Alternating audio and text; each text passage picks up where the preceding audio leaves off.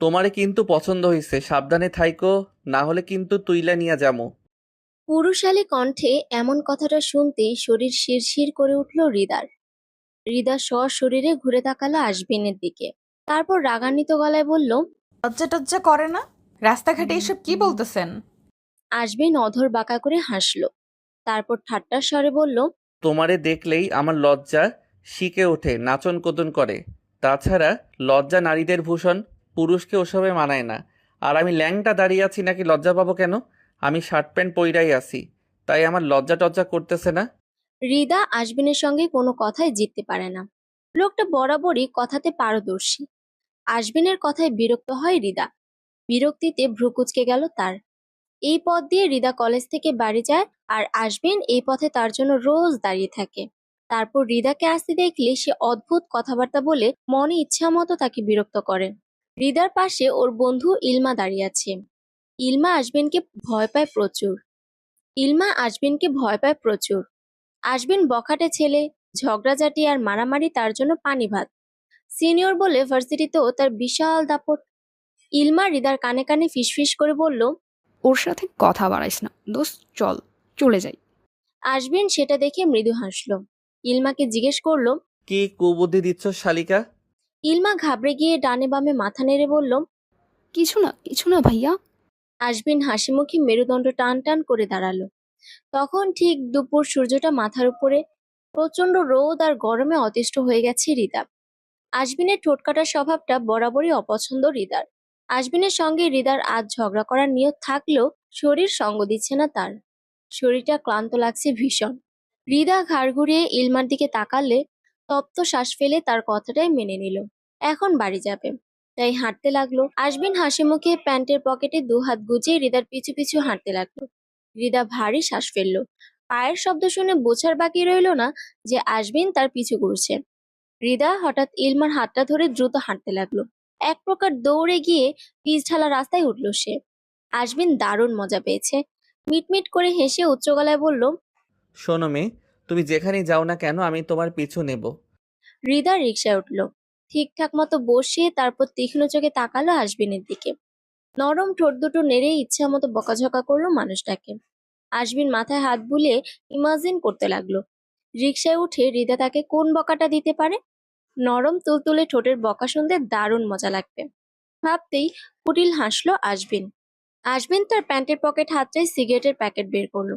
ওতে একটা সিগারেটই আছে। শার্টের পকেট থেকে গ্যাস লাইট বের করলো। সিগারেটটা দুই ঠোঁটের মাঝখানে রেখে আগুন জ্বালিয়ে একটা লম্বা টান দিল। তন্মধ্যেই রাস্তার পাশের টং দোকান থেকে বেরিয়ে এলো নিশান। নিশান শুকনো গলায় বলল, তুই ওরে এত বিরক্ত করিস কেন? ওই তোরে পাত্তাই দেয় না। আশবিন হেসে ফেলল, বলল। মজা লাগে। নিশান প্রলম্বিত শ্বাস ছেড়ে বলল, তুই তো শালা খাঁটি প্রেমিক না। খাঁটি প্রেমিক হইতে হইলে শার্টের পকেটে ফুল রাখতে হইব, আর তোর শার্টের পকেটে তো থাকে শুধু গ্যাস লাইট আর সিগারেট। আশবিন বলল। এই গ্যাস লাইট রাখা বুকটাকে একদিন ওই অষ্টাদশী জড়িয়ে ধরবে। নিশান বিরক্ত গলায় বলল, তোর স্বপ্নে ওই মাইয়া তোর পছন্দ করে না। ওর কলেজে ঢু মাইরে দেখিস, ওর পেছনের ছেলেদের কত বড় লাইন লাইগা লাইগা থাকে। আশবিন গা ছাড়া ভাবটা বজায় রেখে বলল, মেয়ে মানুষ হচ্ছে মৌচাকের মতো, ওদের চারপাশে মৌমাছি ভন ভন করবেই। আর ওই মৌমাছি তাড়ানোর জন্য আমি আছি, প্রত্যেকটার পেছনে আগুন জ্বালিয়ে দিব। আশবিনের কথা শুনে ভ্রু কুঁচকে গেল নিশানের। নিশান কর্কশ গলায় বলল, আর মেম্বার তোর পেছন জ্বালাইব। মেম্বার যদি জানতে পারে তুই ওর মাইয়ার পেছনে লাগছস, তোকে 14 শিকের ভাত খাওয়াইব। আশবিন সিগারেটে টান দিল। তারপর ধোঁয়া উড়াতে উড়াতে বলল, ওই শালা ভণ্ড আমার কিচ্ছুই করতে পারবে না, সারা জীবন শুধু ভণ্ডামি করছে। নিশান পলক ঝাপটে আশবিনের দিকে তাকিয়ে বেশ জোরে জোরে জিজ্ঞেস করলো, হবু শ্বশুরের শালা তাও ভণ্ডকোষ? তোর তো দারুণ সাহস। আশবিন সশব্দে হেসে উঠল। ওর হাতের সিগারেটটা তখনই শেষ হয়ে আসছে। সিগারেটের নিচের অংশটুকু ফুটপাতের কিনারায় ছুঁড়ে ফেলল আশবিন। তারপর প্যান্টের পকেটে হাত গুজে যেতে যেতে বলল, শালা হিটলার, আমি তো ওরে মানুষ বলেই মনে করি না। শালা একবার ভণ্ড, টাকা খাইয়া উল্টা বিচার করে। নিশাল অবশ কণ্ঠে জিজ্ঞেস করলো, তোর কি মনে হয় মেম্বার তার একমাত্র মাইয়ারে তোর মতন বকাইটের হাতে তুইলা দিব? আশবিন নিশানের দিকে তাকিয়ে তড়িঘড়ি করে বলে উঠল, দিতে হবে কেন? নিজের মনে কইরা নিয়া নিমু। নিশান নির্বাক। আশবিন দাঁড়িয়ে গেল। তারপর ক্ষীণ কণ্ঠে বলল, ওই সুন্দরী আমার মন প্রাণ দখল কইরা নিছে। একমাত্র আল্লাহ জানেন ওরে আমি কতটা চাই। যদি ওরে নিজের কইরা পাই তাহলে আমার পৃথিবীর সব পাওয়া হইয়া যাইব। নিশান বলল, তুই তো দেখছি পাক্কা প্রেমিক হইয়া গেছস। মেম্বারের মাইয়ার প্রেমী হাবুডুবু খাইতেছস। আশবিন নিশ্চুপ। নিশান আবারও বলল, একটা কথা ক বন্ধু, মেম্বারের বাসার সামনে তো তোর বাসা, তারপরও তুই চাররতরে দেখার লাইগা এত দূরে এসে দাঁড়ায় থাকস কেন? আশবিনের চোখ মুখ শান্ত। নিশানের দিকে তাকিয়ে অকপটে বলল, তুই তো একটু আগে বললি মেম্বার যদি জানে আমি ওর মাইয়ার পেছনে ঘুরি তাহলে আমারে জেলের ভাত খাওয়াইব। তাই তো ঝুঁকি নেই না, বাসা থেকে এত দূরে দেখা করি।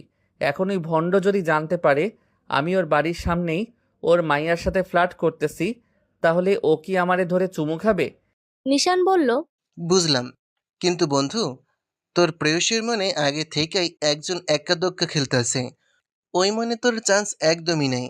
আশবিন চোখে বিস্ময় মুখে রাগ নিয়ে জিজ্ঞেস করলো। কে এসে? কার এত কলিজা? নিশান হাতের ইশারায় একটা রিক্সা থামালো। তারপর দুজনে উঠে বসলো রিক্সায়।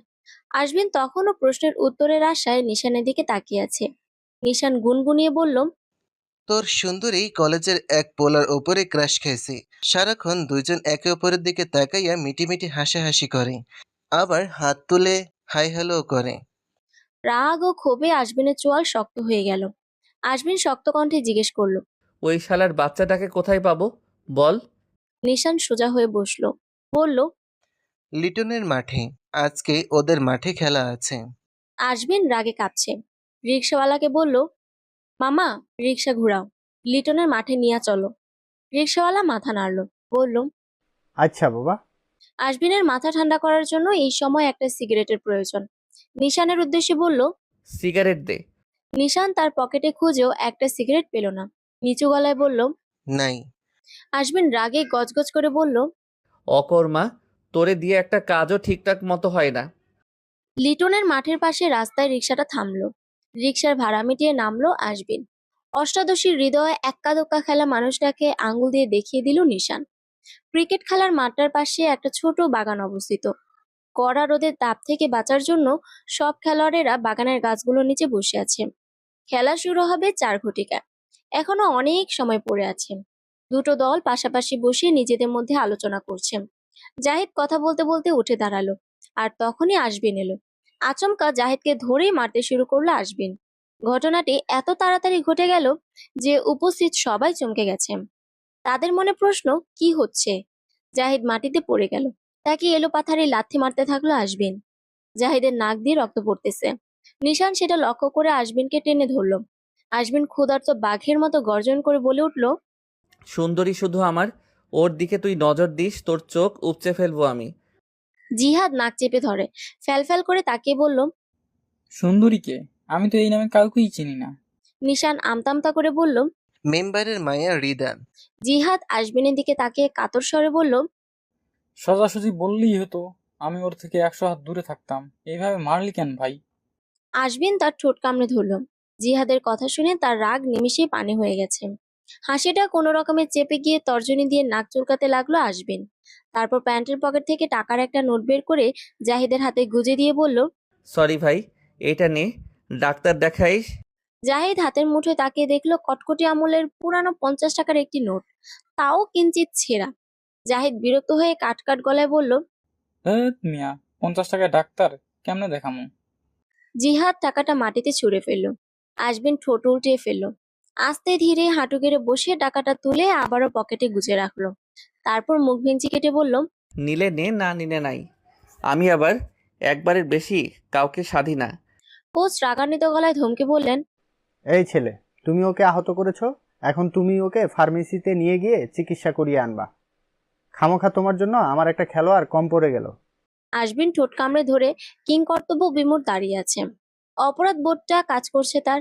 নিশান হুট করে বলে উঠল, আশবিন ক্রিকেটে খুব পারদর্শী। কোচ, আপনি ওকে আমাদের দলে নেন, দেখবেন আপনিই জিতবেন। কোচ ভ্রুকুচকে তাকিয়ে আশবিন নিশানের হাত শক্ত করে চেপে ধরে বলল। আমি কি এইখানে খেলতে আইছি?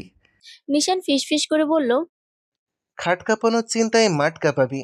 নিজের এলাকার খেলা, অন্য এলাকার সাথে হারলে আমাদের এলাকার নামই বদনাম হইব। এলাকার মান সম্মান বাঁচাইতে খেলতে তো দোষ নেই। জাহিদের হয়ে খেলতে হবে আশবিনকে। একদিকে খেলা আর অন্যদিকে জিহাদকে ফার্মেসিতে নিয়ে আসার দায়িত্ব দুটোই আশবিনের কাঁধে পড়ল। পিটতে এসে নিজেই বিপদে পড়ে গেল। ফার্মেসির সামনে সোজা হয়ে দাঁড়িয়ে আছে আশবিন। জিহাদকে ডাক্তার দেখছেন, হাতে ব্যান্ডেজ করতে হয়েছে। তাদের এখন বিল দিতে হবে। জিহাদের কাছে টাকা নাই। ও মাথা ঘুরিয়ে আশবিনের দিকে তাকালো। আশবিন চোখ দুটো ছোট ছোট করে খোঁচা দিয়ে বলল, সেই তো আমার টাকাই নেওয়া লাগতেছে, হুদাই তখন ফাপড় মারলি। জাহিদ শক্ত কণ্ঠে বলল। আমার এই অবস্থা তোর জন্যই হইছে। আশবিন ঠোঁট টিপে হাসলো। অন্যদিকে তাকেই শীষ বাজাতে লাগলো, এমন ভাব যেন সে জিহাদের কথাটা শুনতেই পায়নি। হিদার জন্য একটা ভালো সম্বন্ধ আসছে ভাইজান, তুমি অনুমতি দিলে ওরা আগামী সপ্তাহে হিদাকে দেখতে আসতে চায়। ভারী কি গলায় কথাগুলো বললেন সুলতানা। তারপর চোখে মুখে তীব্রতা রেখে তাকিয়ে রইল লোকমান রহমানের দিকে। লোকমান রহমান বেশ গম্ভীর ভঙ্গিতে পায়ের উপর পা তুলে বসে আছেন। ছোট বোনের কথাটি বেশ মনোযোগ দিয়ে শুনলেন উনি। এ সময় লোকমানের মা মরিয়ম আসলেন। ছেলে আর মেয়ের সামনে বসলেন তিনি। ছেলের মুখটা গম্ভীর দেখে জিজ্ঞেস করলেন, কি হইছে বাবা, তোর মুখটা এত ভাল লাগতেছে কেন? লোকমান সঙ্গে সঙ্গে উত্তর দিল না।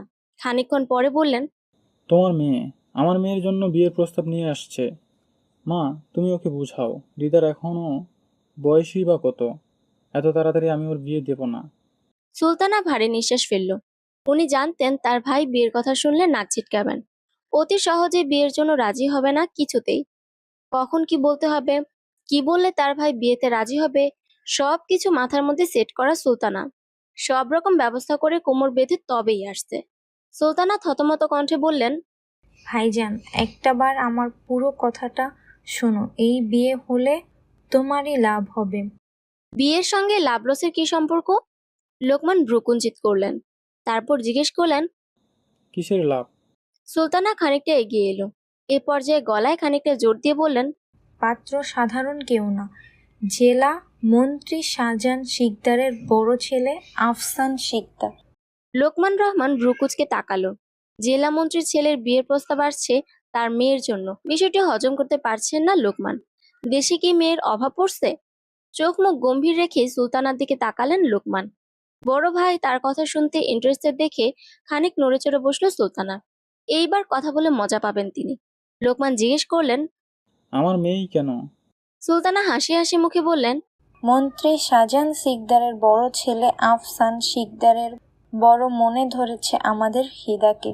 সে তাকে রাস্তায় দেখেছিল, তারপর খোঁজ খবর নিয়ে জানতে পারে হিদা তোমার মেয়ে।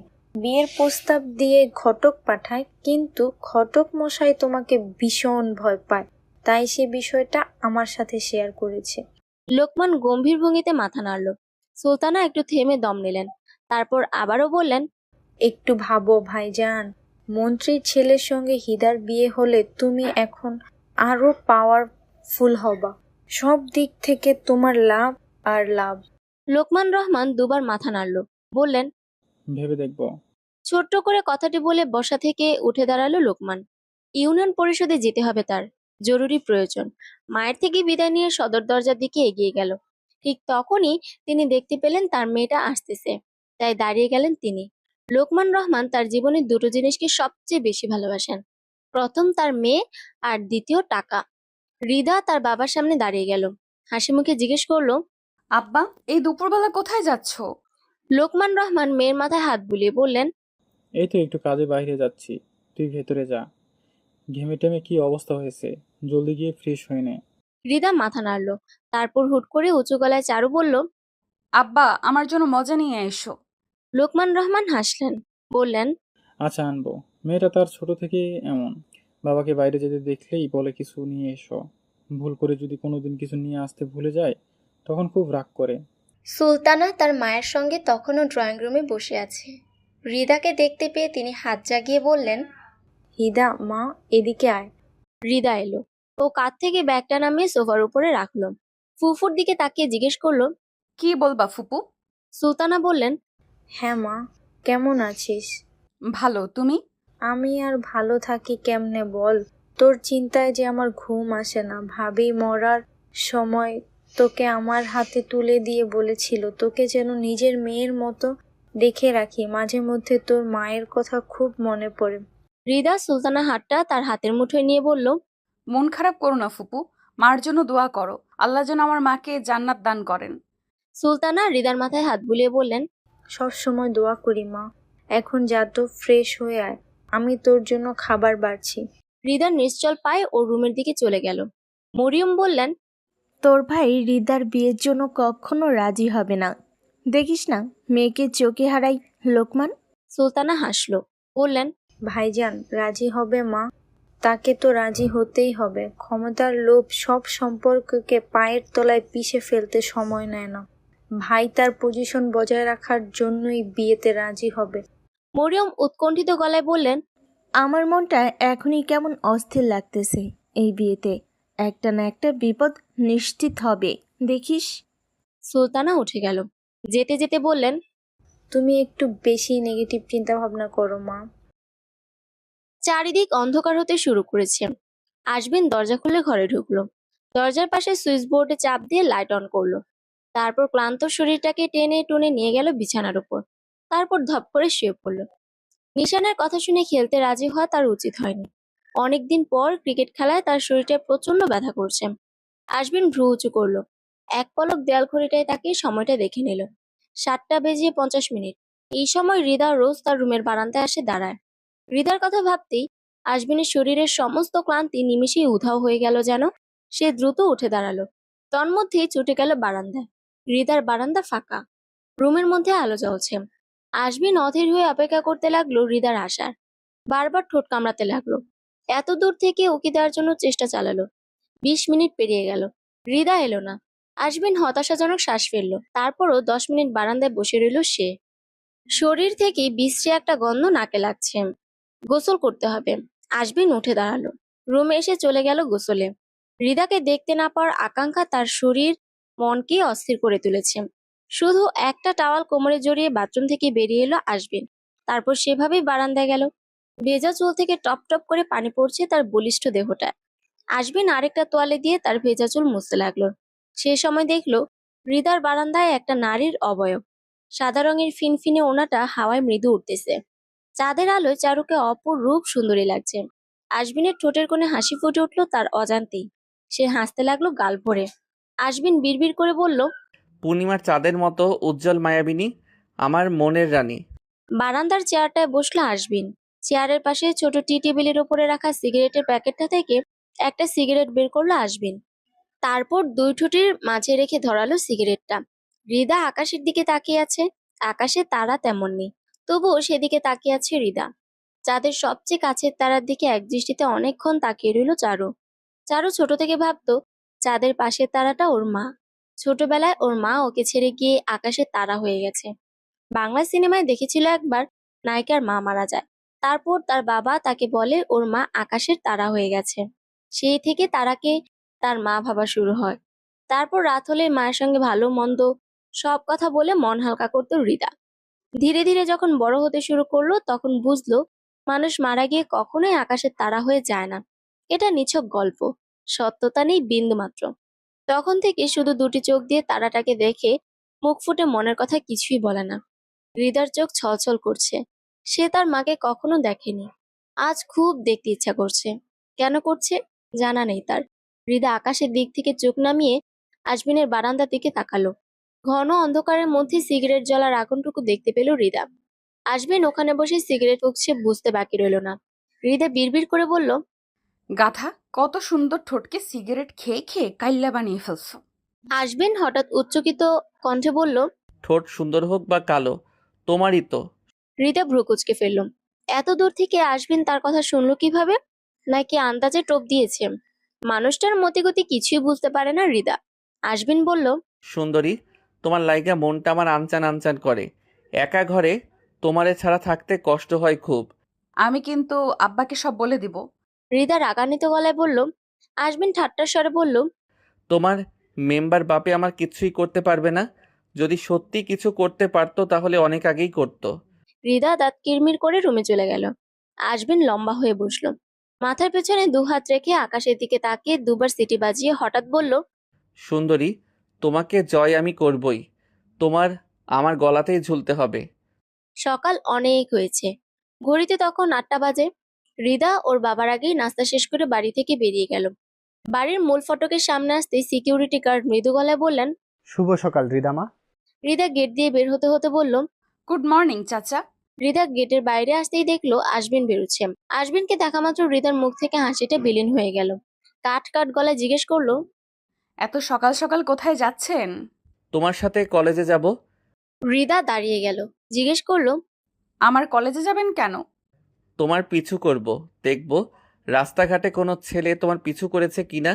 যে তোমাকে বিরক্ত করবে তাকে ওখানেই কেলাবো। হৃদা থমথমে গলায় বলল। যে তাকাবে তাকেই মারবেন? আশবিন কপাট রাগ দেখিয়ে বলল, হুম, আমি ছাড়া তোমার দিকে যে তাকাবে তাকেই মারবো। প্রয়োজন হলে শালাকে বস্তায় ভরে বুড়িগঙ্গায় ফেলে আসবো। হৃদা ছোট্ট করে বলল। এত সহজ মারপিট করা? আমার জন্য সবই সহজ। হৃদা মাথা নাড়ল, বলল, হুম, সব না। আশবিন ভ্রুযুগল কুচকে হৃদা দিকে তাকিয়ে গম্ভীর গলায় বলল, সব না কেন? আমার আব্বা আপনার সাথে আমার বিয়ে কিছুতেই দিবেন না। আশবিন খ্যাক করে উঠল, বলল। দিবে দিবে আর আব্বাও ডাকবে। হৃদা উচ্চ গলায় বলল। জি না। আশবিন কিংকর্তব্য বিমূঢ় দাঁড়িয়ে গেল। হৃদা দিকে তাকিয়ে হড়বড় করে বলল, আমি তোমারে ঘটা করে প্রপোজ করতে পারবো না, ঢাক ঢোল পিটিয়ে বিয়েও করতে পারবো না। ভালোবাসলে বলো, কাজী অফিসে যাই, ঠাস ঠুস বিয়ে করে চলে আসি। কিচ্ছা এনেই খতম। হৃদা নিশ্চুপ, কপালে 4 ভাঁজ ফেলে আশবিনের দিকে তাকিয়ে চুপ করে রইল। মানুষ এভাবেও প্রপোজ করে? জানা ছিল না তার। তবে আশবিনের অকপটে বলা কথাগুলোর মাঝে অদ্ভুত কিছু একটা আছে। মনটা ধুকপুক করছে হৃদার। ইচ্ছে করছে 2 হাতে মানুষটাকে জড়িয়ে ধরতে, কিন্তু সে তা করতে পারল না। মাথা নিচু করে হেঁটে চলে গেল। বাড়িতে পৌঁছে হৃদার মুখ লালচে হয়ে গেল। প্রচন্ড বিরক্ত হলো সে। সুলতানা পেছন থেকে হৃদাকে ধরে বললেন, ওনারা তোকে দেখতে এসেছে, সালাম দে। হৃদা বিরক্তিটুকু সাইডে রেখে সালাম দিল। সালামের জবাব নিয়ে সোফিয়া খাতুন বললেন, মাশাল্লাহ, ভীষণ মিষ্টি দেখতে মেয়ে আপনার ভাই।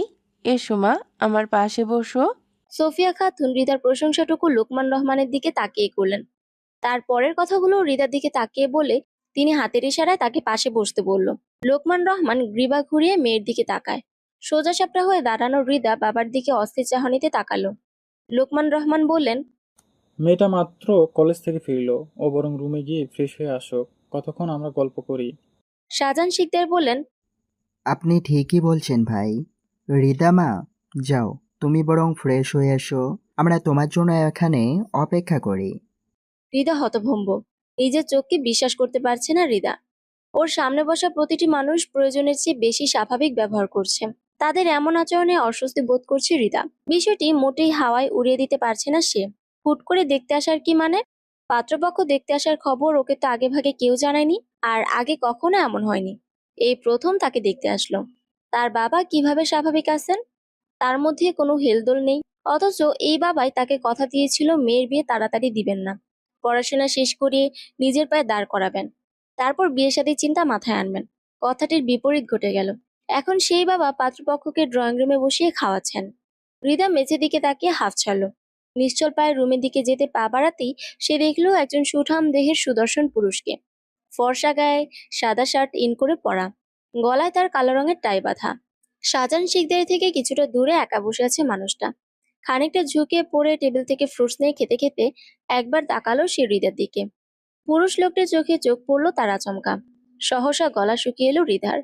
লোকটার শীতল চাহানি দেখিয়ে হৃদার শ্বাসরুদ্ধ হওয়ার অবস্থা হলো যেন। আফসান শিকদার নির্ভীক ভাবলেশীন ভঙ্গিতে এক পলক তাকে দৃষ্টি সরিয়ে ফেলল। দুর্বোধ্য দৃষ্টি স্থির করলো লোকমান রহমানের উপর। আফসান দৃষ্টি সরিয়ে ফেলতেই হৃদা তটস্থ ভঙ্গিতে ধাপে ধাপে সিঁড়ি ভেঙে উপরে চলে গেল। আফসান কথা তুলল, আপনার মেয়েটাকে আমার ভালো লেগেছে, সে শান্ত আর বুদ্ধিমতী। আপনি অনুমতি দিলে আমি আগামী সপ্তাহে বিয়েটা সেরে ফেলতে চাই। আমি একটুও দেরি করতে চাচ্ছি না, যত দ্রুত করা যায় ততই ভালো হয়। লোকমান রহমান বিরস মুখে বললেন। একবার আমার মেয়েটার সঙ্গে কথা বলে দেখো, বিয়ের বিষয়ে তাড়াহুড়ো। লোকমান রহমানকে কথা শেষ করতে না দিয়ে আফসান জবাব দিল, কথা বলার জন্য বিয়ের পর অনেক সময় পাবো, এখন বিয়েটা ইম্পর্টেন্ট। আমি বিয়ে করতেছি শুনলে অনেকেই আছে বিয়ে ভাঙতে চাইবে, ঝামেলা সৃষ্টি করবে, তাই দ্রুত বিয়ে করতে চাচ্ছি। লোকমান রহমান সন্দেহের চোখে তাকিয়ে ভ্রু কুঞ্চিত করে বললেন, বিয়ে ভাঙতে চাইবি কে? বিয়ে ভেঙে কার লাভ কি? আফসান গম্ভীর। লোকমান রহমানের প্রশ্নের উত্তর সে দিল না। শাহজাহান শিকদার এইবার বললেন, ওর কথায় ভুল বুঝবেন না ভাই। আমার পরে ওই তো ভবিষ্যৎ মন্ত্রী হবে, তাই ওর পেছনে শত্রুর অভাব নেই। তাই ছেলেটা আশঙ্কা করছে শত্রুর আক্রমণ হবে, তারা বিয়ে ভাঙবে। লোকমান রহমান গাম্ভীর্যের সঙ্গে বললেন। ঠিক আছে, আমি শুক্রবারের আগে বিয়ের ব্যবস্থা করে ফেলবো। শাহজাহান শিকদার প্রফুল্ল মুখে বললেন। আলহামদুলিল্লাহ। আফনান ঠোঁট বাঁকা করে রহস্যময় হাসি দিল। হৃদা হনহনিয়ে রুমে ঢুকলো। কাঁধ থেকে ব্যাগটা নামিয়ে ছুঁড়ে ফেললো বিছানায়। তারপর বিছানার একপাশে ধপ করে বসলো। ভ্রুযুগল কুঁচকে ফেললো। নিজের চোখ দুটোকে নিজেই বিশ্বাস করতে পারছে না। এইমাত্র নিচে যে লোকটাকে বসে থাকতে সে দেখলো, ওই লোকটা কি সত্যি সত্যি ওখানে বসেছিল, নাকি ওটা ওর হ্যালুসিনেশন? হৃদা তাৎক্ষণিকভাবে ডানে বামে মাথা নাড়ল। না, ও সত্যি ওই লোকটাকেই দেখেছে। আশ্চর্য, অদ্ভুত মানুষ তো। একদিন রাস্তায় দেখা হয়েছিল, সেই সূত্র ধরে লোকটা তার বাড়ি পর্যন্ত চলে এলো, আবার সঙ্গে করে বিয়ের প্রস্তাব নিয়ে আসছে। রাগ হচ্ছে হৃদার, ভীষণ রকম রাগ, লোকটার উপর আর নিজের উপর। সেদিন কেন ও ধে ধে করে সাহায্য নিতে গেল? ওই দিন দেখা না হলে তো লোকটা এভাবে আজ বাসায়ও আসতো না। উফ! তন্মধ্যেই দরজায় টোকা পড়লো। হৃদা গ্রীবা বাম দিকে ঘুরে দরজার দিকে তাকিয়ে আটকে উঠল। অসভ্য বদমাশ লোক পিছু পিছু রুম পর্যন্ত চলে আসছে। হৃদার কুচকানো ভ্রুজোড়া দ্বিগুণ কুচকে গেল। ঠোঁটে ঠোঁট চেপে ধরে উঠে দাঁড়ালো সে, বুকের উপর দুহাত ভাঁজ করা। দরজার সাথে ড্যাশ দিয়ে দাঁড়িয়ে আছে আফনান, ঠোঁটে তার দুর্লভ হাসির রেখা। হৃদার চোয়াল শক্ত হলো। কাটকাট গলায় জিজ্ঞেস করলো, আমার রুমে আসার সাহস কে দিয়েছে আপনাকে? আফসান লঘু কণ্ঠে বলল, রুমে গেলাম কই? আমি এখনো দরজায় দাঁড়িয়ে আছি। তাছাড়া দুদিন পর এই রুমটা আমারই হবে, তাই দেখতে আসলাম। হৃদা শক্ত হলো। আফনান ধূপধাপ পা ফেলে রুমে এলো। অভিজ্ঞ চোখে ঘাড় ঘুরিয়ে ঘুরিয়ে রুমটা পর্যবেক্ষণ করে নিল। আফনান খাটের উপর বসলো। শ্লেষের স্বরে বলল, যদিও রুমটা ছোট, তবুও তোমার জন্য কষ্ট করে হলেও আমি মানিয়ে নেব। হৃদা রাগান্বিত গলায় বলল, পাগল হয়েছেন? আমার রুম আপনার হবে কেন? আফসান ঠোঁট টিপে হাসল। দুষ্টুমি করে বলল, পাগল হয়েছি তোমার প্রেমে। আফসানের কথা শুনে হৃদার শরীর জ্বলছে রাগে। দাঁত কিরমির করছে সে। এই মুহূর্তে তার ইচ্ছা করতেছে লোকটাকে ধাক্কা দিয়ে রুম থেকে বের করে দিতে।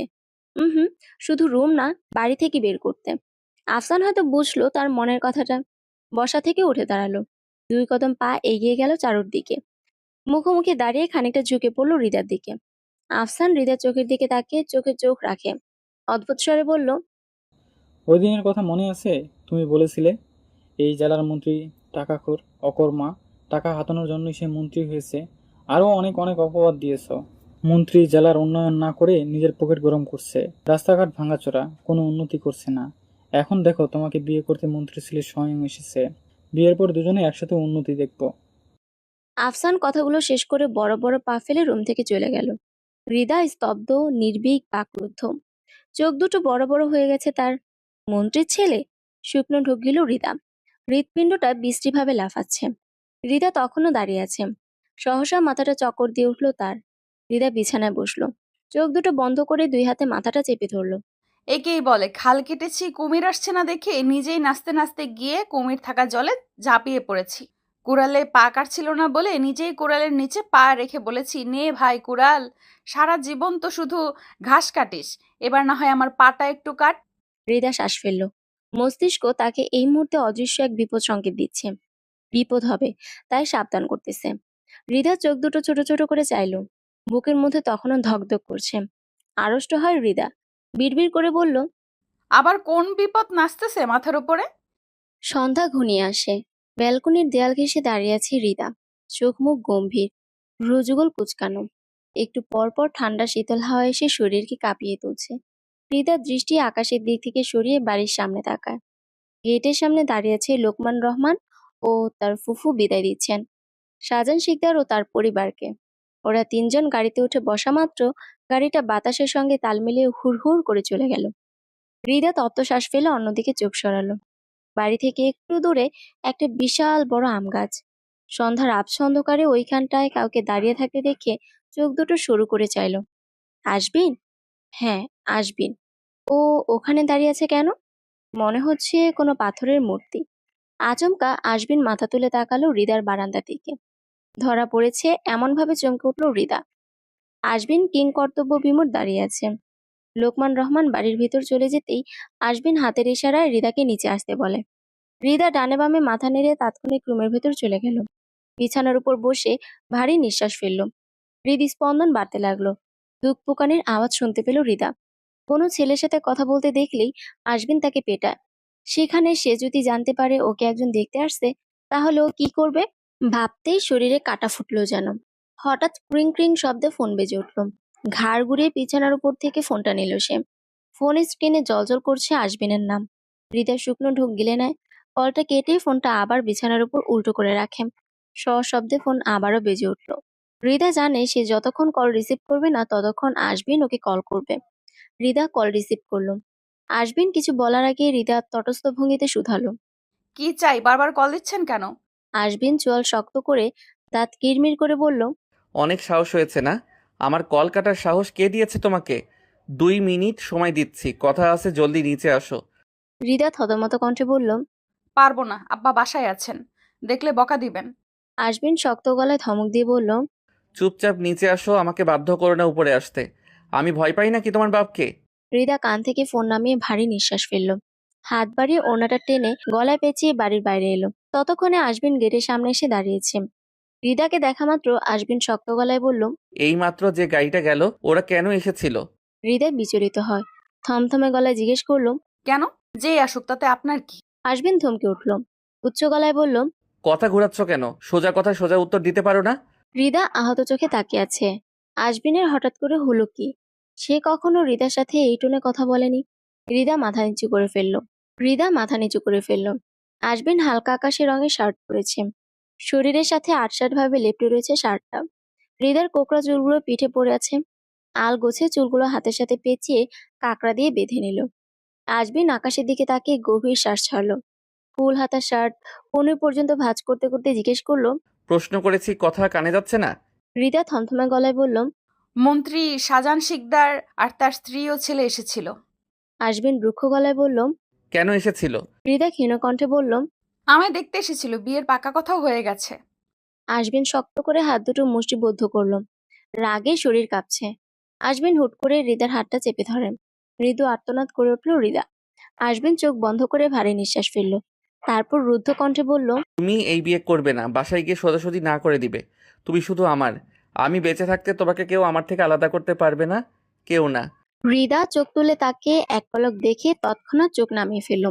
বুকের ভেতর ধরাস ধরাস করছে তার। সে জানতো ওর বিয়ের খবর শুনলে আশবিন উন্মাদ হয়ে যাবে। হৃদা আশবিনের হাতটা ছেড়ে দিয়ে দ্রুত যাওয়ার জন্য পা বাড়ালো। আশবিন রাগান্বিত গলায় বলল, তোমার ভাগ্যে শুধু আমার নাম লেখা। তোমার সবটা জুড়ে আমি থাকবো, কেবল আমি। হৃদা সরল গলায় বলল। আমি ভেতরে যাই। সদ্বিত ফিরে পেল আশবিন। উপর নিচ মাথা নাড়ল। হৃদা নিশ্চল পায়ে চলে গেল। আশবিন সোজা হয়ে দাঁড়িয়ে আছে। প্যান্টের পকেট থেকে ফোন বের করে চটজলদি কাউকে কল করলো। মুখটা বিভৎসভাবে কুঁচকে বিরক্তির সাথে চলে গেল। শিকদার বাড়ির চেহারাটা এক ঝটকায় বদলে গেছে। কেউ আন্দাজ করতে পারছে না কি হচ্ছে। সবার মুখের অবস্থা থমথমে। আফসানের বিয়ে ঠিক হয়েছে। খুশির খবরে সবার চেহারায় আনন্দ উল্লাস ফুটে উঠেছিল। হঠাৎ আশবিনের আগমনে সবার আনন্দটুকু গ্লানিতে পরিণত হয়েছে। সোফিয়া খাতুন থমকালেন। ভয়কাতুরে দৃষ্টিতে আশবিনের দিকে তাকিয়ে আছেন। ছেলেটার রাগ জেদ সম্পর্কে সোফিয়া জানেন। রাগের বশে কখন কি করে বসে তার ঠিক নেই। সোফিয়া নিশ্চুপ। সোফিয়া শুকনো ঢুক দিলেন। আশবিন রেগে আছে কেন? তার এখানে আসার কারণটাই বা কি? মারাত্মক প্রয়োজন না হলে শিকদার বাড়ির আশেপাশেও সে আসে না। তবে আজ কি? তথ্য জানার আগ্রহ কিছুতেই দমাতে পারছেন না সোফিয়া। শাহজাহান শিকদার কথা বলছেন না। দুই ছেলের মুখ থেকে কথা শোনার জন্য তাকিয়ে আছেন। হঠাৎ সোফিয়ার কণ্ঠ শুনে তার দিকে তাকায় শাহজাহান। সোফিয়া ভারী নিঃশ্বাস ফেলে বললেন, আশবিন কেন এসেছে? কে চায় সে? তুমি একবার জিজ্ঞেস করো।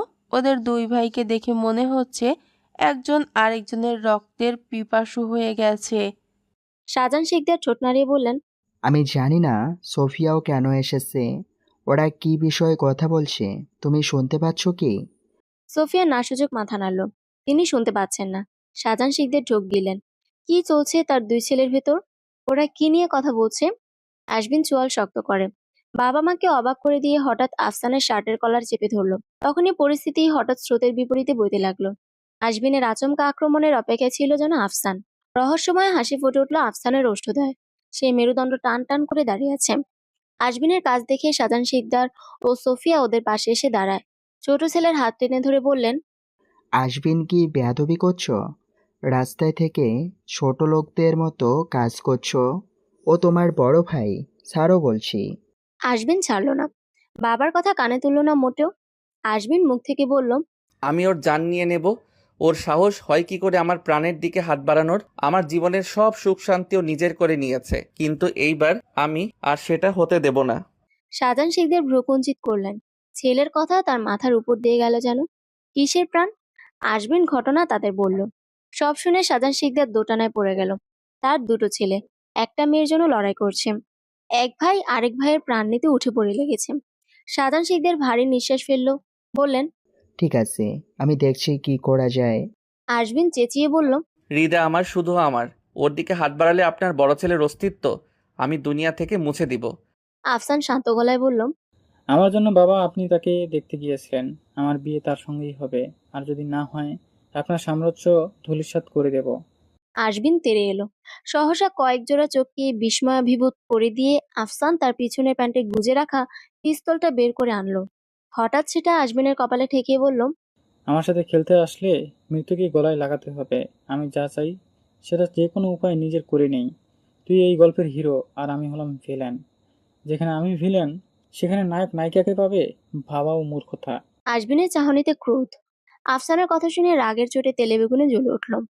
আজমিন খিটখিটে মেজাজের সঙ্গে সঙ্গে জবাব দেয়, আমি বেঁচে থাকতে সম্ভব নয়। আফসান হাসলো, মাপা হাসি, কপাল কুঁচকে ফেললো। পিস্তলের সামনে দাঁড়িয়ে এই কথা একদম বেমানান। সাধারণ শিকদার ধমক দিয়ে উঠলেন। আজমিন বাবার দিকে তাকিয়ে কণ্ঠে তেজ বজায় বলল, আপনার ছেলেকে সাবধান করে দিন আব্বা। আমার ভালোবাসার দিকে হাত বাড়ালে তাকে পুড়িয়ে ছারখার করে দেব। আগুন নিয়ে খেলছে। আফসান মাথা নিচু করে বাঁকা হাসি দিল। সে উচ্চস্বরে বলল, যেদিন সে আমার গাড়িতে উঠে বসেছিল সেদিন থেকে সে আমার হয়ে গেছে। তার সামনে আগুন আছে নাকি পানি, সেটা আমার দেখার বিষয় না। আজমিন কপট রাগ দেখিয়ে বলল, ও কোনো জড় বস্তু না যে তুই বলি আর ও তোর হয়ে গেল। আফসান ঠোঁট টিপে হাসলো, সহাস্যে বলল, প্রসেস চলছে ব্রো। অন্ধকার চারিদিকে। দূরের রাস্তা থেকে মাঝে মাঝে ভেসে আসে গাড়ির শব্দ। দিঘির পাশে সবুজ ঘাসের উপর বসে আছে তারা। জ্যোৎস্নার কোমল আলো দিঘির জলে পড়ে ঝিকিমিকি খেলছে। হালকা ঢেউয়ে আলো ভেঙে ভেঙে যাচ্ছে। দিঘির জলে চাঁদের নিরন্তন খেলা নির্বাক তাকিয়ে দেখছে আজমির। ঠোঁটের সিগারেটটা প্রায় শেষ। পুরোপুরি শেষ হতেই ওটাকে দূরে ছুঁড়ে ফেলে দিল আজমির। তারপর নিশানের দিকে তাকিয়ে ভারী কি গলায় বলল, আরেকটা দে। নিশান দম ফেলল। আজমিন সন্ধ্যা থেকে একটানা সিগারেট টানছে। ইতিমধ্যে এক প্যাকেট শেষ করে ফেলেছে। এখন আবার এক প্যাকেট চাচ্ছে। আজমিনকে এত সিগারেট টানতে 3 বছর আগে একবার দেখেছিল সে। সেদিন 3 প্যাকেট খেয়ে 3 দিন অসুস্থ ছিল। সেদিনও ওর বাবার বাড়ি থেকে বের হয়ে চলে এসেছিল। আজ আবার কি হয়েছে? নিশান সেটা জানে না। জ্যোৎস্নার আলোয় আজমিনের দিকে ভালো করে তাকালো সে। নিশান শক্ত গলায় বলল, আর কোথায় পাবো? পুরো প্যাকেট তো শেষ করে ফেলেছিস। আজমিন ফুঁসে উঠল। নিশান ফের বলল, কি হয়েছে বল? আজমিন কিছুই বলল না। জোরে জোরে নিঃশ্বাস ফেলতে লাগলো। আজমিনের মুখে কোনো বাক্য নেই। তার পৃথিবী যেন উলটপালট হয়ে গেছে। কেবল বুক চিরে রুদ্র শ্বাস বেরিয়ে আসে। নিশান আন্দাজে বলল, তুই আজ তোর বাবার বাড়িতে গিয়েছিলি? ওই লোক আমার বাবা না। উনি আমার বাবা হয়ে উঠতেই পারেননি। উনি শুধু আফসান শিকদারের বাবা। আজমিনের চোখ ছলছল করছে। এই বুঝি চোখের পানি টুপ করে গড়িয়ে পড়ল। নিশান আজমিনের কাঁধ শক্ত করে চেপে ধরে বলল, তিনি ডেকেছিলেন কেন? আবার বকেছে তো কি? আজমিন মাথা নেড়ে না বুঝালো। কর্কশ গলায় বলল, আমাকে ডাকেননি, নিজেই গিয়েছিলাম। কেন? জানোয়ারটার মুখোমুখি হতে। জানোয়ার? হ্যাঁ, আফসান শিকদার। ওর তুখর বুদ্ধি আর অভিনয়ের জন্য আমি কখনো বাবা মায়ের ভালোবাসা পাইনি। ও সব অন্যায় করতো আর খুব সাফাইভাবে সেসব আমার উপর চাপিয়ে দিত। বাবা তার কথায় বিশ্বাস করতেন, আর মা আমার চেয়ে বেশি তার সৎ ছেলেকেই ভালোবাসে। শুধুমাত্র ওর জন্য আমার জীবনটা জাহান্নাম হয়ে গেছে। এসব আমি জানি। তুই ওই বাড়িতে গিয়েছিলি কেন সেইটা বল। ওই জানোয়ারটার আমার সব কিছুর উপর নজর। ছোটবেলা থেকে আমার সব কিছু ছিনিয়ে নিয়েছে সে, আর এখনও সে ওইটাই করছে। কিন্তু এইবার আমি চুপ করব না। আমার ভালোবাসার দিকে নজর দিয়েছে, হৃদাকে আমার থেকে ছিনিয়ে নিতে চাই। আমি এটা হতে দেব না, কিছুতেই না। বিস্ময়ে ভ্রু কুঁচকে ফেলল নিশান। হৃদা আর আফসান কিভাবে কি সে কিছুই বুঝতে পারছে না। নিশান বলল, আফসান কিভাবে হৃদার কাছে পৌঁছালো? জানি না। নিশান গম্ভীর গলায় বলল, এর মানে আফসান শুরু থেকেই তোর ওপর নজর রাখছে। ওর কোনো লোক তোর পেছনে লেলিয়ে দিয়েছে, আর সেই তোর সব খবর তাকে দেয়। আজমিন কপালে 4 ভাঁজ ফেলল। নিশান কথাটা মন্দ বলেনি।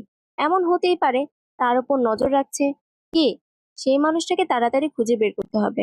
হুট করে নিশান বলল, চোখে পানি কেন তোর? কই না তো। আজমিন চোখ আড়াল করে পানিটুকু মুছে নিল। নিশান হেসে ফেলল। আজমিনের কাঁধে চাপ দিয়ে বলল, রিয়েল লাভ জিনিসটাই এমন ভাই, শক্তপোক্ত মানুষও তার কাছে মাথা নত করে। হৃদয়কে হারানোর ভয় ঢুকেছে তোর মধ্যে। আজমিন নিশ্চুপ। নিশানের কথা মিথ্যে নয়। নিশান বলল, তুই হৃদয়ের সঙ্গে কথা বল, তারপর ওর বাবার সঙ্গে। আমার মনে হয় হৃদয় তোকে ভালোবাসে। হৃদয় যদি তোকে চায়, তাহলে একটা আফসান কেন, 10টা আফসানও তোদের আলাদা করতে পারবে না। আজমিন চোখ গোল গোল করে তাকালো। নিশান তার প্রকৃত বন্ধু। মাঝে মধ্যে এত দারুণ দারুণ আইডিয়া দেয় যা খুব উপকারে আসে। আজমিন আচমকা নিশানকে জড়িয়ে ধরলো। খুশিতে গদগদ কণ্ঠে বলল, আমি এখনই যাচ্ছি। নিশান হঠাৎ আজমিনের হাত ধরে থামিয়ে দিল তাকে। মৃদু গলায় বলল, এখন না, আগামীকাল দেখা করবি। চেহারা যে অবস্থা করেছিস, এই অবস্থায় হৃদয় তোকে দেখলে ভয়ে অজ্ঞান হয়ে যাবে। আজমিন ফিচেল হাসল। আজমিন বাড়ি এসেছে রাত 8টায়। সে রুমে ঢুকে তোয়ালে নিয়ে বাথরুমে চলে গেল। 30 মিনিট সময় নিয়ে গোসল সেরে তারপর একটা তোয়ালে কোমরে পেঁচিয়ে বেরিয়ে এলো। অন্য আরো একটা তোয়ালে তার হাতে। ভেজা চুলগুলো মুছতে মুছতে বারান্দায় এসে দাঁড়ায় সে। চুলের পানি পিঠ বেয়ে বেয়ে পড়ছে। আজমিন ভ্রুকুচকে তাকায় হৃদার বারান্দার দিকে। বারান্দা অন্ধকার। রুমের আলো নেভানো। রুমের আলো অন থাকলে বারান্দায় আলো আসে। আজমিন গম্ভীর শ্বাস ফেলল। হৃদা কোথায়? কি করছে এখন? এত তাড়াতাড়ি ঘুমিয়ে গেছে? আজমিন ঠোঁট কামড়ে ধরল। সে এখন হৃদার খোঁজ নেবে কিভাবে? আজমিন দ্রুত পায়ে রুমে ফিরে এলো। আলমারি থেকে শার্ট প্যান্ট বের করে বিছানার উপর রাখলো। কোমর থেকে তোয়ালে সরাতে যাবে, তখনই দেখলো তার বিড়ালটি দরজার ফাঁক দিয়ে তাকিয়ে আছে। আজমিন চোয়াল শক্ত করলো, বলল, তাকিয়ে আছিস কেন? যা ভাগ। আমার বউয়ের ভবিষ্যতের দিকে নজর দিবি না। হুশ হুশ। ঢেউর সঙ্গে সঙ্গে দরজার সামনে থেকে সরে গেল। মেরুন রঙের টি শার্ট, ধূসর রঙের প্যান্ট পরে আয়নার সামনে দাঁড়ায়। চিরুনি চালিয়ে চুলগুলো ঠিকঠাক করে আবারও বারান্দায় এলো আজমিন। অবশ্য দেখা পেল তার হৃদার। রুমের আলো জ্বলছে। সে আলোয় আলোকিত বারান্দা। হৃদা বারান্দায় দাঁড়িয়ে আছে। হালকা বাতাসে হৃদার চুলগুলো উঠছে। এক দৃষ্টিতে তাকিয়ে আকাশ দেখছে। আজমিন ভারী নিঃশ্বাস ফেলল। মনে হলো বুকের উপর থেকে ভারী কিছু নেমে গেছে। বুকটা হালকা লাগছে এখন। আজমিন বিমোহিত কণ্ঠে বলল, আমার হৃদয়ের রানী, আমার ভালোবাসা, আমার প্রাণ। তুমি রাতের আকাশে ঝলমলে তারা। আমি দূর হতে তোমায় দেখি, নেভাই আমার প্রাণের জ্বালা। তুমি আমার, তুমি কেবল আমার। হঠাৎ হৃদা তাকায় আজমিনের বারান্দার দিকে। আজমিনকে দেখে সে থমকে গেল। বারবার চোখের পলক ফেললো সে। আজমিন তার দিকে তাকিয়ে মৃদু হাসলো। তারপর ডান হাত তুলে হাই দিল। হৃদা সঙ্গে সঙ্গে বারান্দা থেকে রুমে চলে গেল। আজমিন হতবাক হয়ে গেল। হৃদয়ের হঠাৎ পরিবর্তন তাকে ভাবিয়ে তুলল। সহসা আজমিন নিচে তাকালো। লোকমান রহমান রাত 9টা বাজে কোথা থেকে ফিরছেন। গেটের মুখে বাবাকে দেখিয়ে রুমে ঢুকে গিয়েছে হৃদা। বাঙালি মেয়েরা তাদের বাবাকে বাঘের মতো ভয় পায়। হৃদার পালিয়ে যাওয়ার অর্থ বুঝিয়ে মুচকি হাসল সে। কিন্তু লোকমান রহমানকে দেখার পর থেকে আজমিনের মাথা ব্যথা শুরু হয়ে গেল। সে ধূপধাপ পা চালিয়ে এগিয়ে গেল রান্নাঘরে। ঝটপট কড়া করে 1 কাপ ব্ল্যাক কফি বানিয়ে ফেলল। ইজি চেয়ারে হেলান দিয়ে বসে ধীরে ধীরে দুলছেন শাহজাহান শিকদার। যেন গভীর কোনো চিন্তায় ডুবে আছেন তিনি। তার ঠিক সামনেই মুখ গম্ভীর করে খাটে বসে আছেন তার স্ত্রী সোফিয়া খাতুন। সোফিয়ার মুখখানা মলিন, চোখ বিষণ্ণ, কণ্ঠস্বর ভাঙা ভাঙা। সোফিয়া স্বামী নামক মানুষটার দিকে তাকিয়ে দীর্ঘ নিঃশ্বাস ফেললেন। বিয়ের পর থেকে এই মানুষটার সব কথা অক্ষরে অক্ষরে পালন করেছেন তিনি। 28 বছর একসাথে কাটিয়েছেন তারা। সোফিয়ার বুক ভারী হয়ে উঠল। তিনি আর চুপ করে থাকতে পারবেন না। 28 বছরে অনেক অন্যায় তিনি সহ্য করেছেন, কিন্তু আর না। সোফিয়া দীর্ঘ অপেক্ষার পর কঠিন স্বরে বললেন, আপনি আমাকে বিয়ের দিন বলেছিলেন আমাকে আপনি বিয়ে করেছেন শুধুমাত্র আপনার ছেলের দেখাশোনা করার জন্য, একটা মা লাগবে তাই। আমিও তখন আপনাকে কথা দিয়েছিলাম যত যাই হয়ে যাক আমি তার মা হয়ে দেখাবো, কখনো তুচ্ছ তাচ্ছিল্য করব না। আপনাকে দেয়া কথা আমি 28 বছর ধরে পালন করছি। আপনার বড় ছেলেকে আমার বুকে আগলে রাখছি, কখনো তার আদর যত্নের ত্রুটি রাখি নাই। তার জন্য নিজের ছেলের দিকে একবারের বেশি দুবার তাকানোর সময় পাইনি। ভুল করেছে আফসান, তবুও শাস্তি আমি আশবিনকে দিয়েছি। আর সেটি দেখে দেখে শিখে সে তার অন্যায় কাজগুলো আশবিনের কাঁধে দিয়ে দিয়েছে। আপনি সবটা জেনে বুঝেও চুপ করে থাকতেন, আমি তখনও কিছুই বলিনি। কিন্তু আজ যখন আপনার বড় ছেলে আপনারই ছোট ছেলের মাথায় পিস্তল ঠেকালো, তখনও আপনি চুপ করে থাকলেন। আপনার বুক কাঁপল না একটুও? শুধু কি আফসানই আপনার ছেলে, আশবিন কিছু না? ওর শরীরে আপনার রক্ত বইছে না? আপনি দুই নিয়ত করেছেন, একজনকে বসিয়েছেন মাথায়, আরেকজনকে পায়ের কাছেও জায়গা দেননি। আমার ছেলের কি দোষ? সে আমার গর্ভে হয়েছে এটা? আমি বলবো তার দোষ, সে আপনার ঘরে জন্ম নিয়েছে। আশবিন মিথ্যে বলতে পারে না, মিথ্যে অভিনয় করতে জানে না। দুটো মিথ্যে কথা বললে কারো মন জয় করতে পারে না, এটাই তার দোষ। শাহজাহান শিকদার, আপনি আশবিনের বাবা হতে পারেননি, আর আপনার দায়বদ্ধতায় বুঁদ হয়ে আমি আমার ছেলের মা হতে পারিনি। হাউমাউ করে কাঁদছেন সুফিয়া খাতুন। শাহজাহান শিকদার মাথা নিচু করে বসে আছেন। তার স্ত্রীর দেওয়া অপবাদগুলো একটাও মিথ্যা নয়। সত্যি তিনি আশবিনের প্রতি অনেক অন্যায় করেছেন। আফসানের মায়ায় জড়িয়ে তিনি আশবিনকে আপন ভাবতেই পারেননি। আফসানকে গুরুত্ব দিয়েছে সবসময়। তার কি চাই, কি লাগবে, সব প্রয়োজনের খোঁজ খবর রেখেছেন। মুখ ফুটে কিছু বলা মাত্রই সে সব ইচ্ছা পূরণ করেছেন। কিন্তু ছোট ছেলের প্রতি সব সময় অন্যায় করেছেন। ধমক দিয়ে ছাড়া কথাই বলেননি। এই সবকিছুর পেছনে কোথাও না কোথাও আফসান জড়িয়ে আছে। আফসান ছোট থেকেই আশবিনকে দেখতে পারতো না। মাঝে মধ্যে রেগে গিয়ে বলতো, আমার ভাই লাগবে না, ওকে মেরে ফেলো। সেটাও অনেক বছর আগের কথা। আফসান আশবিনের থেকে 3 বছরের বড়। আফসানের যখন 12 বছর বয়স, তখন আশবিনের 9 বছর চলে। তখন থেকে আফসান তার উপর দোষ চাপাতে থাকে। আফসান অন্যায় করেছে আর দোষ চাপিয়ে দিয়েছে আশবিনের উপর। আশবিন বড় ভাইকে সমীহ করত, ভয় পেত, তাই তার অন্যায় কাজ সম্পর্কে বাবাকে বলতে সাহস পেত না। আফসানের করা প্রতিটা অন্যায় শাস্তি আশবিন ভোগ করেছে। তারপর থেকে আশবিন তার বাবার মন থেকে ধীরে ধীরে উঠে গেছে। নাকি আফসান চেয়েছিল তার বাবা শুধু তাকে ভালোবাসুক, সে বাবার ভালোবাসা ভাগ করবে না, এত ষড়যন্ত্র করেছে। শাহজাহান শিকদার আর ভাবতে পারছেন না, মাথা ব্যথা করছে তার। হঠাৎ করে সবকিছু কেমন এলোমেলো হয়ে গেল। সোফিয়া গম্ভীর গলায় বললেন, আফসান জানতো আশবিন রিদাকে পছন্দ করে, ভালোবাসে। সব জেনেও সে আমাদের লোকমান রহমানের বাড়িতে নিয়ে গেছে। রিদাকে বিয়ে করার জেদ করেছে, কারণ একটাই, আশবিন রিদাকে পছন্দ করে, আশবিনকে কষ্ট দিতে চায়। আশবিনের প্রতি আপনার কোনো দায়বদ্ধতা নেই শাহজাহান শিকদার। আপনি সেলফিশ, ঠিক আপনার বড় ছেলের মতো। 28 বছর একটানা আপনাদের সেবা করেছি, যত্ন করেছি, তার এই প্রতিদান দিচ্ছেন আপনারা আমাকে? শাহজাহান শিকদার হাঁসফাঁস করছেন। মাথা চক্কর দিয়ে উঠছে তার। যে সন্তানকে তিনি অন্ধের মতো বিশ্বাস করেছেন, সেই তার বিশ্বাস নিয়ে ছিনিমিনি খেলেছিল। সে তাকে কাঠের পুতুল বানিয়ে রেখেছিল। সূর্য মাথার উপর স্থির। রোদের তাপ বেশি না, হালকা শীতল হাওয়া বইছে। এখন দুপুরবেলা। কলেজের পাশে কফি শপের এক কোনায় আশবিন বসে আছে। হালকা নীল রঙের শার্ট পরে আছে সে। শার্টের হাতা সুন্দর করে ভাঁজ করে কনুই পর্যন্ত গুটিয়ে রেখেছে। চুলগুলো সুন্দর করে আঁচড়ানো। বেশ পরিপাটি হয়ে এসেছে সে। বসে আছে কারো জন্য, বিশেষ মানুষের অপেক্ষায়। কফি শপে সে ছাড়াও অনেকে এসেছে আড্ডা দিতে।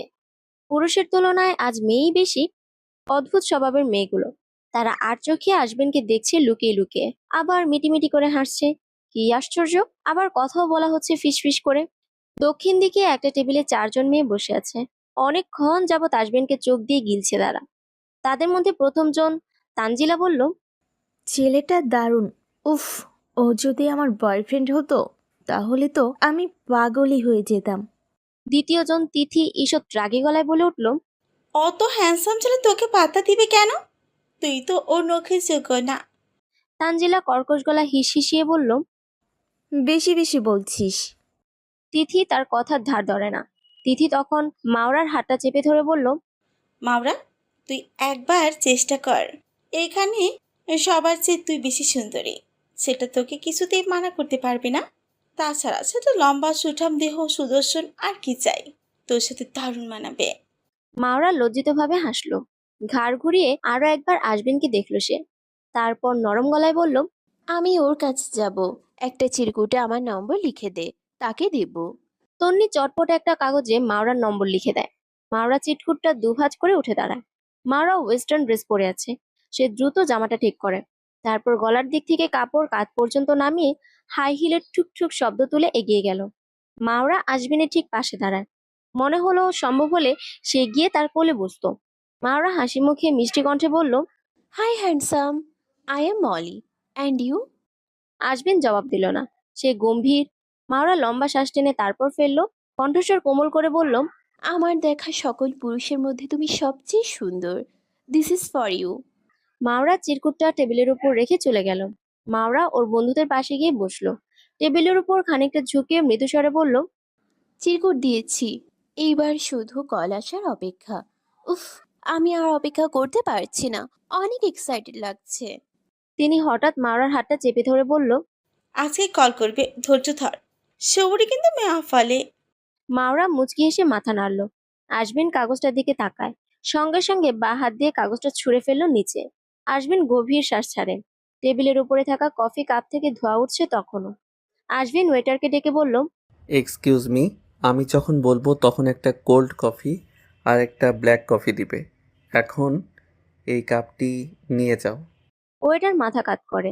আজমিন বিষণ্ণ চোখে দরজার দিকে তাকিয়ে তার চোখে কেবল অপেক্ষা। ক্লাস শেষে ইভা ছুটে গেল হৃদার কাছে। হৃদা ব্যাগ গোছাচ্ছে। ইভা তার সামনের বেঞ্চে বসে ধীরে ধীরে বলল, রিদা, হুম। আশবিন ভাইয়া খবর পাঠিয়েছে উনি তোর জন্য কফি শপে অপেক্ষা করবেন। হৃদা ঝাঁঝালো গলায় বলল, বসে বসে অপেক্ষা করতে গিয়ে বলেছে শুয়ে শুয়ে অপেক্ষা করুক, কারোর কোনো সমস্যা নেই। রিদা, আশবিন ভাইয়া তোকে এখানে যেতে বলেছে। হৃদা অকপটে জবাব দিল, আমি যাব না। তুই এমন করছিস কেন? আমরা সবাই জানি আশবিন ভাইয়া তোকে অসম্ভব ভালোবাসে, তারপরেও তুই নাকি ইগনোর করছিস। ইভা হঠাৎ ইলমার হাতে খোঁচা দিয়ে বলল, তুই চুপ করে আছিস কেন? তুইও কিছু বল। ইলমা দ্রুত মাথা নাড়ল। হড়বড়িয়ে বলল, হ্যাঁ রে রিদা, তোর ডেফিনেটলি যাওয়া উচিত। প্লিজ চলে যা, তুই না গেলে ভাইয়া আমাদের গলা টিপে ধরবে। তাদের মুখে এক প্রকার চাপা ভয়। হৃদা ঠোঁট টিপে হাসল। ইভা ফের বলল, ভাইয়া বলেছেন তোর সাথে খুবই গুরুত্বপূর্ণ কথা আছে। কি কথা? আমি জানি না। হৃদা মৃদুস্বরে বলল, ঠিক আছে, যাব। হৃদা এলো। আজমিনকে দেখে সে হেঁটে তার দিকে এগিয়ে গেল।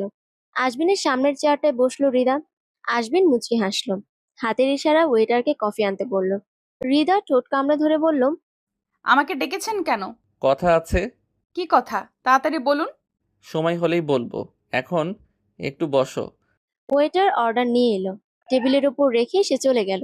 হৃদা তীক্ষ্ণ চোখে তাকিয়ে হুট করে বলে উঠল, আপনি কি ওইসব ছেলেদের মতো যারা মেয়েদের ইমপ্রেস করার জন্য ব্ল্যাক কফি খায়? আজমিন ভ্রু কুঞ্চিত করলো। এক পলক তাকালো। ঠোঁটে বাঁকা হাসি। শক্ত গলায় বলল, তুমি ইমপ্রেস হচ্ছ তাতেই হবে। হৃদা বিশাল বড় ধাক্কা খেলে যেন। তার প্রশ্নে তাকিয়ে পেঁচিয়ে দিয়েছে আজমিন। বেশ চালাক। হৃদা আজমিনের দিকে তাকিয়ে চেয়ার ঠেলে উঠতে নিল। আজমিন গম্ভীর গলায় বলল, বসো, কথা আছে। আমার কোনো কথা নেই। আমার আছে। আমার অনুমতি ছাড়া তুমি এখান থেকে এক পাও কোথাও যেতে পারবে না। গম্ভীর গলায় বলল সে। আজমিনের কথায় কিছুটা দমল হৃদা। সে আর চোখে চারদিক লক্ষ্য করে। আশেপাশের মেয়েগুলো কেমন অদ্ভুত দৃষ্টিতে তাকিয়ে আছে, তাকিয়ে দেখছে। হৃদা এবার আজমিনের দিকে তাকায়। মেয়েগুলোর অদ্ভুত চাহনির কারণ এখন বুঝতে পারে সে। হৃদা কিঞ্চিত রাগী গলায় বলল, আপনি এত সেজেগুজে আসছেন কেন? কেন? হিংসে হচ্ছে? হৃদা রাগে দাঁত কটমট করছে। এই লোকটা কোনো প্রশ্নের উত্তর সোজাসাপটা দিতেই জানে না। প্রশ্নের জবাবে আরেকটা প্রশ্ন করতেই যেন মজা পান। এই সময় মাওরার বন্ধু তন্নি এলো। হৃদা তার দিকে তাকিয়ে তন্নি একবার হৃদা আর একবার আজমিনকে দেখে সে বলল, উনি কে? আপনার সঙ্গে কি করছে? আজমিনের রাগ হলো। সে জোরে নিঃশ্বাস ফেলল। এই মেয়েগুলোর কি আত্মসম্মান নেই? এদের বুদ্ধি কি হাঁটুতে? এদের ভেতর থেকে লাজ লজ্জা যেন উঠেই গেছে। আজমিন তাকালো। উচ্চ গলায় বলল, my wife Mrs Rida Shikdar. Tonni অবাক হয়ে তাকিয়ে রইল। বিস্ময়কর দৃষ্টিতে আজমিনকে দেখে হৃদার দিকে তাকায়। আজমিন বিরক্ত গলায় বলল, ক্যান ইউ গো নাও? তন্নি মন খারাপ করে মাথা নিচু করে চলে গেল। হৃদা রাগে ফুসফুস করে উঠল, আমি আপনার ওয়াইফ হুম, হইনি। হবা। কখনো না, আমার বিয়ে হয়ে গেছে। আজমিন তীক্ষ্ণ গলায় বলল, তোমার বিয়ে যতই ঠিক হোক, বিয়ে তোমার আমার সাথেই হবে। হৃদা রাগ করেছে। আজমিন নরম গলায় বলল, আমার বাবা যে বিয়ে এনেছে তাতে তুমি রাজি? হৃদা ভ্রু কুচকালো। বিস্মিত গলায় বলল, আপনার বাবা? আজমিন মাথা নাড়ল। গাজীপুর জেলা মন্ত্রী শাহজাহান শিকদার আমার বাবা। যার সাথে তোমার বিয়ে ঠিক হয়েছে সে আমার বড় ভাই আফসান শিকদার। হৃদা ফ্যালফ্যাল চোখে তাকিয়ে রইল। কি হচ্ছে এসব? কি বলছে আজমিন? কিছুই বুঝতে পারছে না সে। আজমিন লম্বা শ্বাস টেনে তারপর সব তাকে বলে দিল। তার জীবন কাহিনী শোনালো। আফসান তার বাড়িতে বিয়ের প্রস্তাব নিয়ে গেছে, তার পেছনের কারণ বলল। সব শুনে স্তব্ধ হয়ে গেল হৃদা। নির্বাক চোখে তাকিয়ে আছে। আজমিন জিজ্ঞেস করলো, তোমার সাথে আফসানের প্রথম দেখা কোথায় হয়েছিল? কলেজের বাইরে। কিভাবে? হৃদা মিনমিন করে বলল, ওই দিন অনেক বৃষ্টি হচ্ছিল, প্রায় 1 সপ্তাহ আগের কথা। আমি আর আমার বন্ধুরা রাস্তার পাশে দোকানের ছায়ায় দাঁড়িয়েছিলাম। তখন একটা গাড়ি আমাদের সামনে এসে দাঁড়ায়। গাড়ির ভেতরে আফসান ছিলেন। উনি আমাদের বাড়িতে পৌঁছে দেবেন বলেন। আমি প্রথমে রাজি হইনি, কারণ তাকে আমরা কেউই চিনি না। বৃষ্টিতে ভিজতে ভিজতে ঠান্ডা লাগবে, জ্বর আসবে, এইসব বলে তারা। তাই ওদের জোরে জোরেতে রাজি হই। তারপর উনি আমাদের বাড়ির সামনে নামিয়ে দিয়ে চলে যান। তারপরেই বাড়িতে বিয়ের প্রস্তাব নিয়ে আসেন, আর বাবাও রাজি হয়ে যায়। আজমিন হৃদার চোখে চোখ রেখে শুধালো। তুমি রাজি? হৃদা ভারী নিঃশ্বাস ফেললো। ডানে বামে মাথা নেড়ে না বুঝালো। আজমিন ফের জিজ্ঞেস করলো, তুমি বিয়ে করবে আমাকে, বউ হবা আমার? কথাটুকু বলে চারুর মুখের দিকে তাকিয়ে রইল আজমিন। সে কি চায় সেটা আগে বুঝতে হবে। হৃদা বলল, আমার বাবার কথার বিরুদ্ধে আমি যেতে পারবো না। আমার বাবা রাজি হলে আমিও রাজি। আজমিন রাগান্বিত গলায় বলল। তোমার ওই বাপ যদি বলে পানিতে ঝাঁপ দিতে তুমি দিবে? হৃদা নিশ্চুপ। আজমিন রাগ চেপে ধীরে ধীরে নিঃশ্বাস ফেলে তারপর বলল, বাসায় যাও, আজই তোমার হিটলার বাপের সাথে কথা বলবো। হৃদা উঠে চুপচাপ চলে গেল। আজমিন কফি শপ থেকে বের হবার আগ পর্যন্ত সবই ঠিক ছিল। আজমিন হেঁটে হেঁটে তার বাইকের সামনে দাঁড়ালো। সেই মুহূর্তে গাড়ি থেকে নামে আফসান। দুজনেই মুখোমুখি দাঁড়িয়ে আছে। আফসানের সাথে আরো 3জন পুরুষ লোক দাঁড়িয়ে আছে। দেখতে ফরেনারের মতো লাগছে। আজমিন চোয়াল শক্ত করলো। চোখে রাগ, দাঁত কটমট করে উঠলো নিজের অজান্তেই। আফসান তাকে দেখে মৃদু হাসলো। দুহাত প্যান্টের পকেটে গুজে রেখে এগিয়ে এলো। চোখের সানগ্লাসটির জন্য চোখে চোখ পড়লো না। আফসান বলল, ইস, তোকে দেখলে আমার খুব মায়া হয়। কেমন সব হারিয়ে পথের ফকির হয়ে গেছিস। আজমিন রাগান্বিত গলায় বলল। তোর মায়ার ধার ধারি না আমি। আফসান ঠোঁট বাঁকা করে হাসলো। রাস্তায় থেকেও তেজ কমেনি। আমি তো এমনই থাকবো, তেজওয়ালা। আফসান বলল।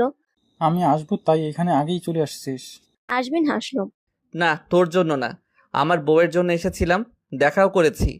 তোর বউ এখানে থাকে বুঝি? মেম্বারের বাড়িতে জায়গার কম পড়ে নাই, তাই এখানে থাকার প্রশ্নই ওঠে না। আফসান রাগান্বিত গলায় বলে উঠল, ও আমার হবু বউ। হৃদা শুধু আমার বউ। সে ছোট ভাইয়ের বউকে হবু বউ বলতে লজ্জা করে না?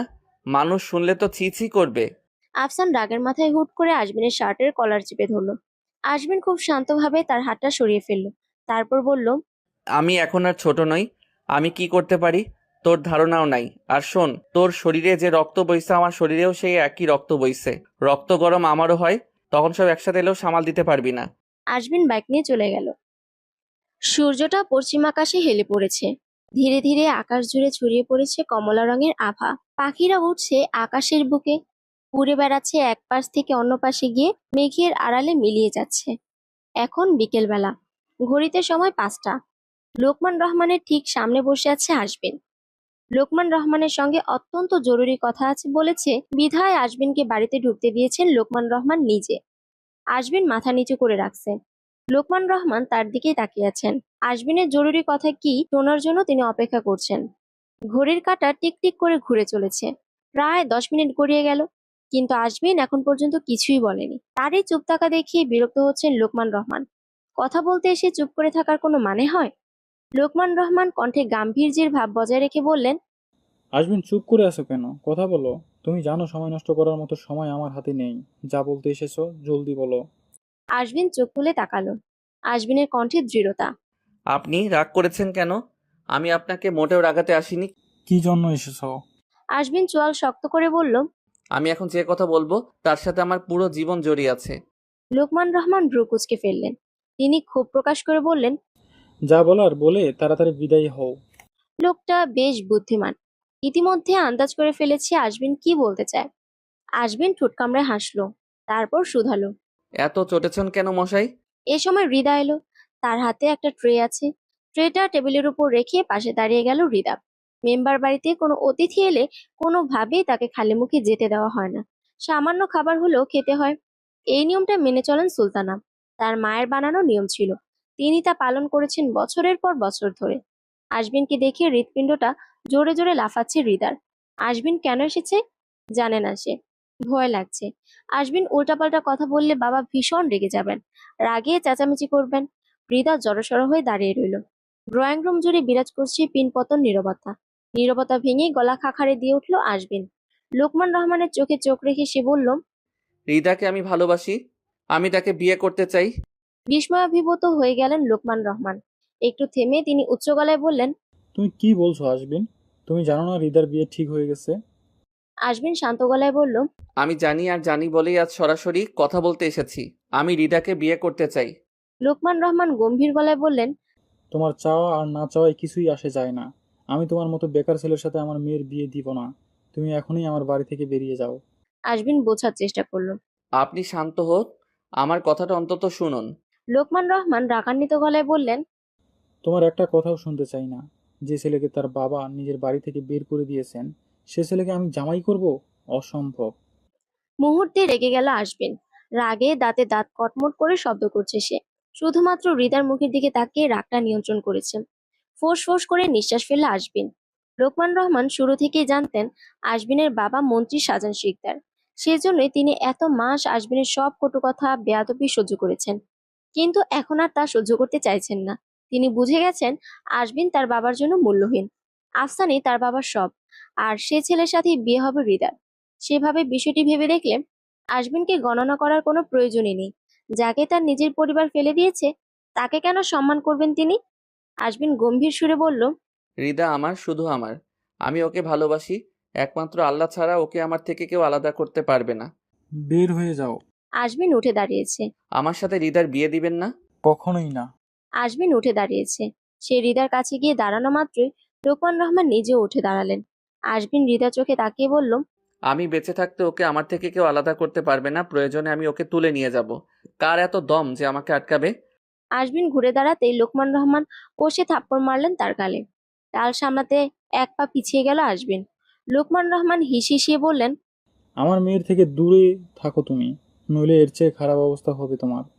আপনি শুধুমাত্র হৃদার বাবা বলে আপনার সব রকম অবজ্ঞা আমি সহ্য করছি। আমার ধৈর্যের পরীক্ষা নেবেন না আর, দয়া করে। বের হয়ে যাও, নয়তো ঘাড় ধাক্কা দিয়ে বের করে দিব। ঠান্ডা কিন্তু কঠিন স্বরে বলল আশবিন। আমাকে আপনার বাড়ি থেকে তো বের করে দিতে পারবেন মেম্বার সাহেব, কিন্তু আপনার মেয়ের মন থেকে কিভাবে বের করবেন? হৃদার মনে একমাত্র আমি রাজত্ব করি, আর কেউ তা করতে পারবে না। মেম্বার সাহেব, কথা দিচ্ছি, প্রয়োজন হলে নোট করে রাখুন, আমি আশবিন শিকদার হৃদার একমাত্র স্বামী হব। লোকমান রহমান গর্জে উঠলেন। আশবিন তাকে পাত্তা না দিয়ে হৃদার দিকে তাকালো। আশবিন নরম গলায় বলল, তুমি শুধু অপেক্ষা করো, আমি আসবো। তোমাকে নিজের করে নিয়ে যেতে আমি ঠিক চলে আসবো। আমি তোমাকে অন্য কারো হতে দেব না, বিশ্বাস রেখো। আশবিন লোকমান রহমানের দিকে তাকিয়ে পরক্ষণেই চলে গেল। লোকমান রহমান মেয়ের দিকে তাকায়। তিনি বললেন, তুমি কি ওই বিয়াদবটাকে পছন্দ করো? মিথ্যা বলবে না হৃদা। হৃদা কোনো জবাব দিল না। মাথা নিচু করে দাঁড়িয়ে রইল সে। চোখে জল টলমল করছে। লোকমান রহমান গলার স্বর উঁচু করে এবারও একই প্রশ্ন করলেন। হৃদা ঢোক গিলে বলল, আমি তাকে ভালোবাসি বাবা, কিন্তু আমি তোমাকে ভালোবাসি। আমি ওকে জানিয়ে দিয়েছি, আপনি যা সিদ্ধান্ত নেবেন আমি তাই মাথা পেতে নেব। লোকমান রহমান ধমকে সুরে বললেন, ওকে দেখলেই আমার বিপি হাই হয়ে যায়, আর তুমি তারই ভালোবাসো? আবার সে কথা নির্লজ্জের মতো আমাকে শোনাচ্ছ, লজ্জা করছে না বলতে? হৃদা কেঁদে ফেলল। কম্পিত গলায় বলল, বাবা, ভেবেছিলাম তোমার বিয়ে তোমার পরীক্ষার পরে ফেলবো, কিন্তু সেটা আর হচ্ছে না। যা পরিস্থিতি দেখছি, যত দ্রুত সম্ভব তোমাকে বিয়ে দিয়ে বিদায় করব। তুমি আজ থেকে বাড়ির বাইরে যাবে না, তোমার বাইরে যাওয়া বন্ধ। লোকমান রহমান হনহনিয়ে বেরিয়ে গেলেন। হৃদা ফ্লোরে পড়ে হাউমাউ করে কাঁদছে। তার কান্নার আওয়াজ শুনে রান্নাঘর থেকে বেরিয়ে এলেন সুলতানা। হৃদাকে দেখে দ্রুত ছুটে এলেন। হৃদার গালে হাত দিয়ে কয়েকবার জিজ্ঞেস করলেন, কি হয়েছে, কাঁদছো কেন? হৃদা জবাব দিল না। সুলতানা হৃদার চোখের জল মুছে দেয়। ফের জিজ্ঞেস করলেন, ভাই কিছু বলেছে, বকেছে? হৃদা নিঃশব্দে মাথা নাড়ল। হাউমাউ করে কাঁদছে সে। অস্ফুট স্বরে কি সব বলছে কিছুই বুঝতে পারছেন না সুলতানা। লোকমান রহমান বাগানে আসেন। তিনি শার্টের পকেট থেকে ফোন বের করে কল দিলেন আফসানকে। একটু সময় নিয়ে কল রিসিভ করে আফসান। সালাম দিল না আফসান। দৃঢ় গলায় বলল। বলুন কি জন্য কল দিয়েছেন? লোকমান রহমান গলা নামিয়ে সব কথা আফসানকে জানায়। আফসান চোখ কুঁচকে বলল। আর কিছু ঘটেছে? না। লোকমান রহমান চিন্তিত গলায় বললেন। কিন্তু আশবিন হুমকি দিয়ে গেছে, বলছে রিতাকে সেই বিয়ে করবে, দরকার হলে তুলে নিয়ে যাবে। আফসান ঠোঁট বাঁকিয়ে বলল। ও তা পারবে না বাবা। জি। আমি বলেছিলাম কি, বিয়েটা এই সপ্তাহের মধ্যে হলে ভালো হতো, আমিও দুশ্চিন্তা থেকে মুক্তি পেতাম। তুমি বললে এই শুক্রবারেই বিয়ের তারিখ ফেলি। আফসান বলল। আপনি সব ব্যবস্থা করুন, আমি এই শুক্রবারেই বিয়ে করব। আফসান কল কেটে দিল। আফসানের ঠিক পাশে বসে আছে প্রিয়ল। সে আফসানের সব কথাই শুনেছে এবং প্রিয়ল আশবিনের স্বভাবের সাথেও পরিচিত। প্রিয়ল ধীরে ধীরে বলল। আশবিনকে হালকা করে নিস না। আশবিন ছাত্র দলের নেতা। ও ইতিমধ্যে বিরাট বিরাট কারবার করেছে। সে যখন বলেছে তুলে নিয়ে যাবে, সে কথা আশবিন রাখবেই। বিয়েতে একটা ক্যাচাল অবশ্যই পাকাবে। এই অবস্থায় আমি কি করব? ওকে আটকাবো কিভাবে? ফিরে এসে আমি তরি ডুবাতে চাই না, তুই একটা উপায় বল। আফসান প্রিয়লের সাথে পরামর্শ করলো। প্রিয়ল বলল। বিয়ে না হওয়া পর্যন্ত আশবিনকে বন্দি করে রাখ। মানে খুব সহজ। আশবিন যেহেতু ছাত্র দলের সাথে যুক্ত আছে, তাকে একটা মিথ্যা কেসে ফাঁসিয়ে জেলে ঢুকিয়ে দে। জেলে বসে সে কিছুই করতে পারবে না। বিয়ে হওয়ার পর মুহূর্তে বের করবি। ও হারবে, তুই জিতবি। আফসান ভাবলো, মাথা নাড়লো। বুদ্ধিটা দারুণ লেগেছে তার। সে এটাই কাজে লাগাবে। 4 দিন পর বুধবার বিকেল 4:30। আশবিন আর নিশান রাস্তার পাশে একটি টং দোকানে বসে আছে। মন মেজাজ খিটখিটে হয়ে আছে তার। নিশান দুধ চা খাচ্ছে। আর চোখে আশবিনের দিকে তাকায় সে। নিশান বলল।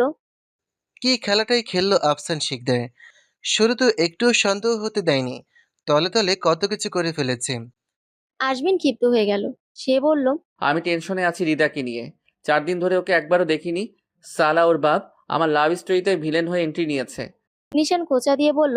শালা বলে আর কত গালি দিবি মেম্বারকে? যতদিন বিয়ে না করছি। নিশান হাসলো, বলল। ওই শালা বিয়ে উপলক্ষে বাড়িঘর সাজিয়ে ফেলেছে। আশবিন রাগী গলায় বলল। তুই আমার মাথা গরম করিস না, হাত উঠে যাবে। এমনিতে অনেক টেনশনে আছি, কি করব কিছুই বুঝতে পারছি না। রাস্তার পাশে দাঁড়িয়ে 4 জন ছেলে ঝগড়া করছে। তাদের দিকে এক পলক তাকিয়ে চোখ সরিয়ে নেয় আশবিন। একটু পরেই তাদের মধ্যে মারামারি শুরু হয়ে যায়। একজন আরেকজনকে মারছে। রাস্তার পাশে অন্যান্য লোকজন দাঁড়িয়ে তা দেখছে। আশবিন আর বসে থাকতে পারলো না। সে ওদিকে এগিয়ে গেল। ছেলেদের মাঝে ঢুকে সে তাদেরকে থামানোর চেষ্টা করতে লাগলো। এক মুহূর্তে একজন ছেলে আরেকজন ছেলের মাথায় ইট মেরে তার মাথা ফাটিয়ে দেয়। আশবিন হতবিহ্বল দৃষ্টিতে তাকিয়ে রইল। সেই মুহূর্তে কয়েকজন পুলিশ এগিয়ে গেল। ঘটনা বিস্তারিত না শুনেই আশবিন সহ বাকি 3 জনকে অ্যারেস্ট করেন। আহতকে হাসপাতালে পাঠিয়ে তাদের নিয়ে থানায় চলে যান। নিশান ভিড়ের মধ্যে থেকে দেখলো সবটা। ভারী নিঃশ্বাস ফেললো নিশান। এখন সে কি করবে? কোথায় যাবে? কে সাহায্য করবে তাকে? নিশান দ্রুত ছুটে গেল। ছাত্র দলের 2 জন নেতার সঙ্গে দেখা করলো সে, কিন্তু সাহায্যের জন্য কেউ এগিয়ে এলো না। ব্যস্ততার অজুহাত দিয়ে চলে যায়। নিশান ছুটে গেল উকিলের কাছে।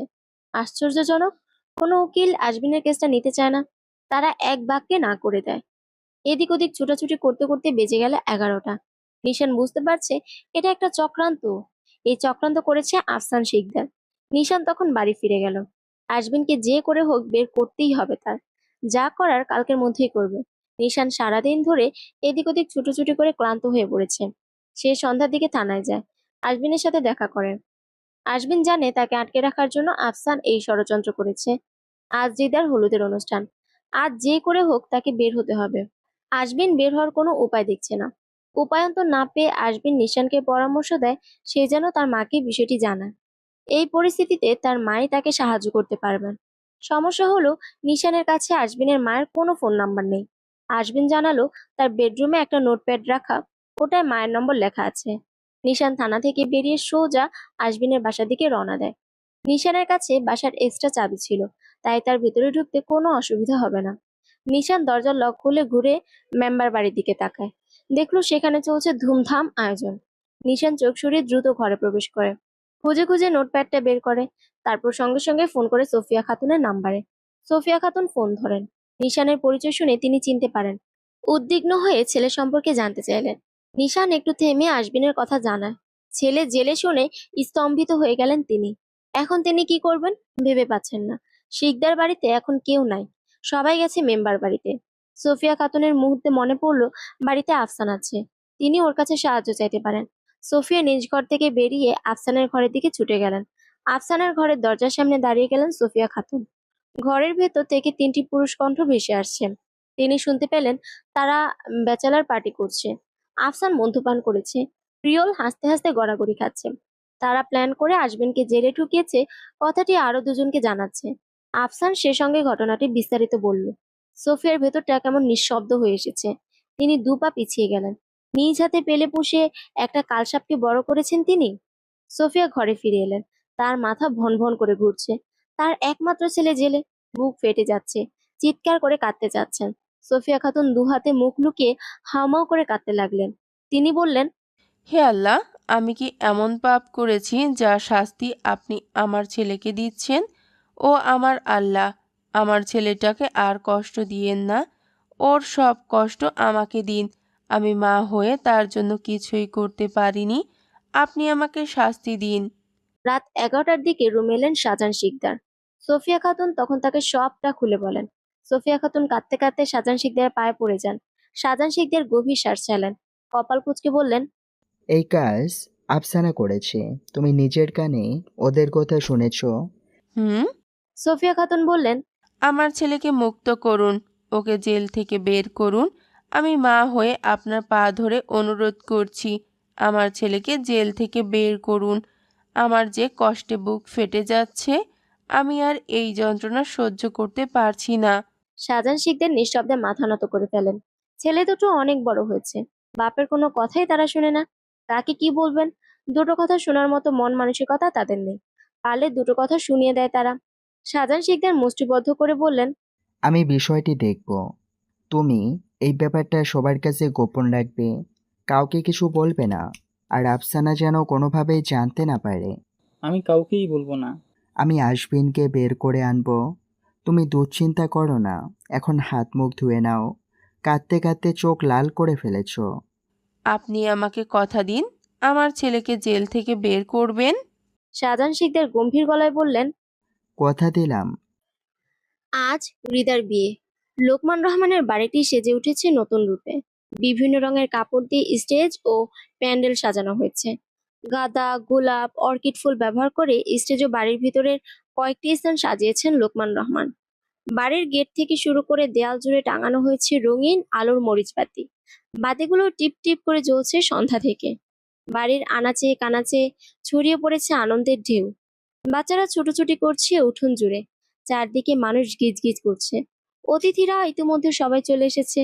লোকমান রহমান উদ্বিগ্ন চোখে গেটের দিকে তাকাচ্ছেন বারবার। ঘড়ির কাঁটা 7টা পেরিয়ে গেছে, অথচ বরযাত্রী আসার নামে খবর নাই। লোকমান রহমান ব্যস্ত হাতে কয়েকবার কল করলেন আফসানকে, কিন্তু আশ্চর্যজনকভাবে আফসান কল রিসিভ করেনি। 1 ঘন্টা আগে সে বলেছিল কিছুক্ষণের মধ্যে বরযাত্রী নিয়ে সে রওনা দিবে। শিকদার বাড়ি থেকে তার বাড়ি আসতে সর্বোচ্চ 30 মিনিট সময় লাগে। তাহলে এখনো আসছে না কেন? রাস্তায় কোনো বিপদ হয়নি তো? লোকমান রহমান একটা চেয়ার টেনে বসলেন। ঘন ঘন নিঃশ্বাস ফেলছেন তিনি। বেশ অনেকক্ষণ ধরে বাম চোখটা লাফাচ্ছেন। মনের মধ্যে কু ডাকছে তখন থেকেই।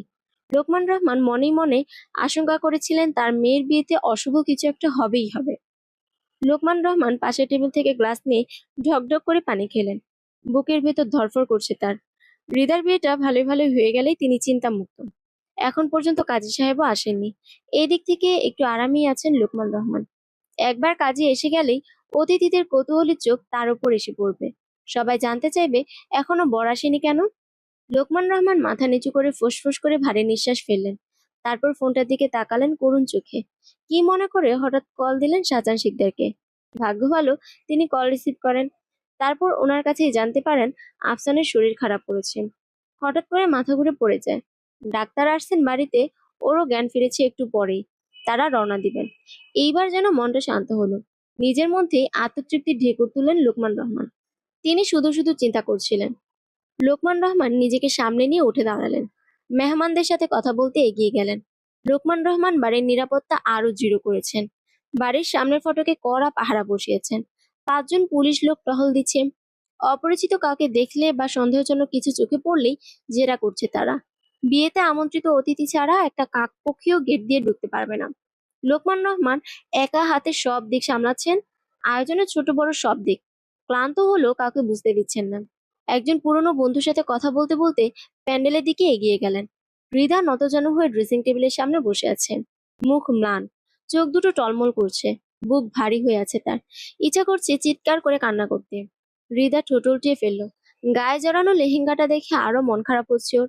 এতক্ষণ তার রুমে তুমুল হইচই ছিল। মন খারাপের মাঝে সবার চিল্লাচিল্লি শুনতে ভালো লাগছিল না বলে সবাইকে রুম থেকে বের করে দেয় হৃদা। তারপর দরজা ভেতর থেকে বন্ধ করে মন খারাপ করে বসে আছে। আজমিনের খোঁজ পেয়েছে হৃদা, সে জেলে আছে। এটা জানার পর থেকে সবকিছুর জন্য সে নিজেকেই দোষী ভাবছে। তার জন্যই তো মানুষটা আজ জেলে পড়ে আছে। বধূ বেশে বসে থাকা হৃদার চোখের কোল গড়িয়ে পড়ল এক ফোঁটা অশ্রুকণা। সহসা ধ্বনিত হলো একটি কণ্ঠ। এই মেয়ে, কাঁদছো কেন? জানো না আমার সুন্দরীর চোখে জল বড্ড মেবানান। হৃদা চমকে উঠল, ঝটপট মাথা তুলে আশেপাশে তাকালো। জানালার ওপর পা ঝুলিয়ে বসে আছে আশবিন। তাকে দেখতেই বুকের ভেতর ছ্যাদ করে উঠল হৃদার। প্রথমত কয়েক সেকেন্ড হতবুদ্ধির মতো তাকিয়ে রইল সে। তারপর হঠাৎ আশবিনকে অবাক করে দিয়ে ঝড়ের বেগে ছুটে এলো হৃদা। আশবিনকে আষ্টে পৃষ্ঠে জড়িয়ে ধরে সে। তারপর হাউমাউ করে কাঁদতে কাঁদতে মেলে ধরলো অভিযোগের খাতা। আশবিন আদুরে স্পর্শে হৃদার মাথায় হাত বুলিয়ে দিল। তারপর দুষ্টুমি করে বলল, কেঁদো না, মেকআপ উঠে যাচ্ছে। হৃদার রাগ হলো ভীষণ। সে পরপর কয়েকটা কিলঘুষি মারলো আশবিনের বুকে। আশবিন বুকে হাত রেখে ব্যথা পেয়েছে ভং করে দুপা পিছিয়ে গেল। তারপর হাসি মুখে বলল, সত্য কথা বললে বুঝি মার খেতে হয়? হৃদা চোয়াল শক্ত করলো, কাপা কাপা গলায় বলল, আমি ভয় পেয়েছিলাম, চিন্তা হচ্ছিল আপনার কিছু হয়নি তো, তাই আপনি ঠাট্টা করছেন। আশবিন বলল, আমার কিছু হয়নি, দেখো তোমার সামনে দাঁড়িয়ে আছি। আশেপাশে এত পাহারা থাকা সত্ত্বেও তুমি বাড়িতে ঢুকলে কিভাবে? আশবিন হাসলো, গলা খাকারি দিয়ে সে বলল, তোমার হিটলার বাপে কি ভাবছে এইসব করে আমাকে থামাতে পারবে? হুম, পারবে না। সে সামনের দিকে পাহারাদার বসিয়েছে আর আমি এসেছি পেছন দিক থেকে। আশবিন কথা বলতে বলতে এগিয়ে এলো হৃদার কাছে। তারপর আলতো হাতে ওর গাল স্পর্শ করে নরম সুরে বলল, তোমাকে বলেছিলাম তুমি বউ হলে হবা শুধু আজমিন শিকদারের, আর কারো না। কি ভেবেছে সে আমাকে জেলে ঢুকিয়ে তোমাকে নিজের করে পাবে? অসম্ভব। আমি বেঁচে থাকতে সেটা হবে না। আশবিন হৃদার হাত ধরে বলল, চলো। হৃদা তার চোখে চোখ রেখে জিজ্ঞেস করলো, কোথায় যাব? কেউ চলে আসার আগে আমাদের পালাতে হবে। হৃদা দুপা পিছিয়ে গেল সঙ্গে সঙ্গে। সে কেন পালাবে? সে তো কোনো অন্যায় করেনি। হৃদা কিছুতেই পালাবে না। সে কখনোই তার বাবার ইচ্ছার বিরুদ্ধে যাবে না। আশবিন তাকে বারবার বোঝাতে লাগলো, কেউ জেনে ফেলার আগে তাদের এখান থেকে বের হতে হবে। কিন্তু হৃদা তার জায়গায় অনড়। সে তার বাবার খুশির জন্য সব করতে পারে। সেখানে বিয়ে খুব সামান্য জিনিস। নিজের যতই কষ্ট হোক তবু হাসতে হাসতে বিয়ে করে নেবে। আশবিন শক্ত হাতে হৃদার হাত টান দিয়ে বলল, চলো। হৃদা হাত ছাড়ানোর চেষ্টা করলো না, শুধু এইটুকু বলল। আব্বা কষ্ট পাবেন। আশবিন এগোলো, হৃদার গালে হাত রেখে বলল, এখন যদি তুমি না যাও তাহলে সারা জীবন কষ্ট পাবে। আফসান তোমার জন্য সঠিক মানুষ নয়। ও এসব করেছে আমার উপর প্রতিশোধ নেওয়ার জন্য। হৃদা ঠোঁট কাঁপছে। সে বলল, আমি বাবাকে খুব ভালোবাসি, আমি চাই না আমার জন্য বাবা কষ্ট পাক। আমি যদি এখন পালিয়ে তাহলে বাবা কষ্ট পাবেন, আর তার সাথে ওনার সম্মানও নষ্ট হবে। আশবিন চোয়াল শক্ত করলো। হৃদার হাত শক্ত করে ধরল সে। চোখ দুটো ছোট ছোট করে প্রলম্বিত শ্বাস ফেললো। শক্ত গলায় চিবিয়ে চিবিয়ে বলল, বিয়ে তো তোমার আমার সাথেই হবে, এই জন্য আমার যাই করা লাগে আমি তাই করব। হৃদা ভ্রুকুঞ্চিত করলো। তাকে কিছুই বলতে দিল না আশবিন। ডান হাত দিয়ে প্যান্টের পকেট থেকে একটা রুমাল বের করে সহসা হৃদার মুখে চেপে ধরল। পলক ঝাপড়িয়ে জ্ঞান হারিয়ে ফেলল হৃদা। মুহূর্তের মধ্যে ঢলে পড়ে আশবিনের বুকে। আশবিন রুমালটা পকেটে গুজে রাখে। তারপর হৃদাকে তুলে নিয়ে জানালা দিয়ে বেরিয়ে এলো। দেয়ালের উপরে সাবধানে হেঁটে গেল। একটু দূরে নিশান গাড়ির পাশে দাঁড়িয়ে আছে। আশবিনকে দেখেই সে ছুটে এলো দেয়ালের কাছে।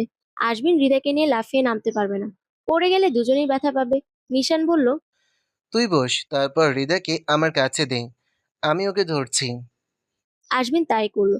তারপর সেও লাফিয়ে নামলো। হৃদাকে ফ্রন্ট সিটে বসিয়ে সিট বেল্ট বেঁধে দেয়। তারপর দরজা বন্ধ করে নিশানের দিকে তাকায়। আশবিন নিশানের কাঁধে হাত রেখে বলল, আমাদের না পেয়ে আফসান পাগলা কুত্তা হয়ে যাবে, তখন সে তোকে ধরবে। তুই সাবধানে থাকিস, ওর সামনে পড়িস না। নিশান বলল, আমাকে নিয়ে চিন্তা করিস না, আমার বাবার জন্য সে আমার কোনো কিছুই করতে পারবে না। তুই সাবধানে থাকিস, কেউ এখন দেখে ফেলার আগে কোথাও চলে যা। আশবিন মাথা ঝাঁকালো। তারপর ছুটে গিয়ে ড্রাইভিং সিটে বসলো সে। কয়েক মিনিটের মধ্যে কালো রঙের গাড়িটা পুরোপুরি অন্ধকারে হারিয়ে গেল। বিয়ে বাড়ি, বরযাত্রী এসেছে, চারিদিকে হইচই পড়ে গেছে। লোকমান রহমান, তার বোন ও মা মিলে ব্যস্ত হয়ে গেছেন বরযাত্রীদের নিয়ে। বেশ কিছু নিয়ম নীতির পরে আফসানকে স্টেজে নিয়ে বসানো হয় এবং সৌভাগ্য কি ভালো, সেই সময় কাজী সাহেব এসেছেন। লোকমান রহমান সব দিক থেকে চিন্তামুক্ত হলেন। আফসান শক্ত হয়ে বসেছে, মাথাটা এখনো চক্কর দিচ্ছে তার। আফসান চোখ জোড়া বন্ধ করে গভীর চিন্তায় পড়ে গেল। সে ভুলভাল কিছু খেয়েছে কি? তার হঠাৎ মাথা যন্ত্রণা হচ্ছে কেন? নাকি গতকাল রাতের হ্যাংওভার এখনো কাটেনি? কি মুসিবতে পড়ে গেল সে? আফসান চোখ খুলল। বেশিক্ষণ চোখ বন্ধ করে বসে থাকলে মানুষ ভাববে জামাই পাগল। সহসা আফসানের মনে পড়ে গেল সে এখানের উদ্দেশ্যে রওনা হওয়ার আগে 2বার পানি খেয়েছে। পানিতে কিছু মেশানো ছিল না তো? বাসায় থাকলে সে সহজে বের করে ফেলতে পারতো কার কাজ এটা, কিন্তু তা সম্ভব না এখন। আফসান চোয়াল শক্ত করলো। কয়েক মুহূর্ত পর বিয়ে পড়ানো শুরু হয়। আফসান কবুল বলার 1 সেকেন্ড আগে হন্ততন্ত হয়ে ছুটে আসেন সুলতানা। তিনি বাড়ির ভেতরে গিয়েছিল রিদাকে সঙ্গ দিতে। মেয়েটা অনেকক্ষণ ধরে একা বসে আছে।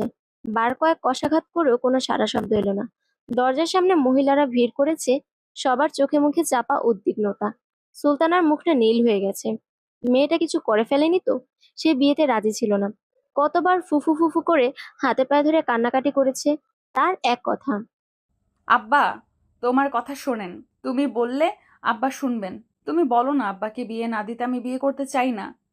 বিয়েতে রাজি না, দুঃখে আবার উল্টাপাল্টা কিছু করে বসেনি তো?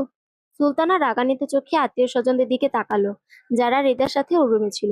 সুলতানা তাদের উপর রাগ ছাড়লেন। কেন তারা রিদাকে একা রুমে রেখে সবগুলো বাইরে চলে গেছিল? রিদা বের করে দিয়েছে বলাতে আরো ক্ষিপ্ত হলেন সুলতানা। দরজায় কষাঘাত করেও লাভ হলো না। রিদা দরজা খুলছে না। বুকের ভেতর কেমন করে উঠলো। দরজা ভাঙতে হবে।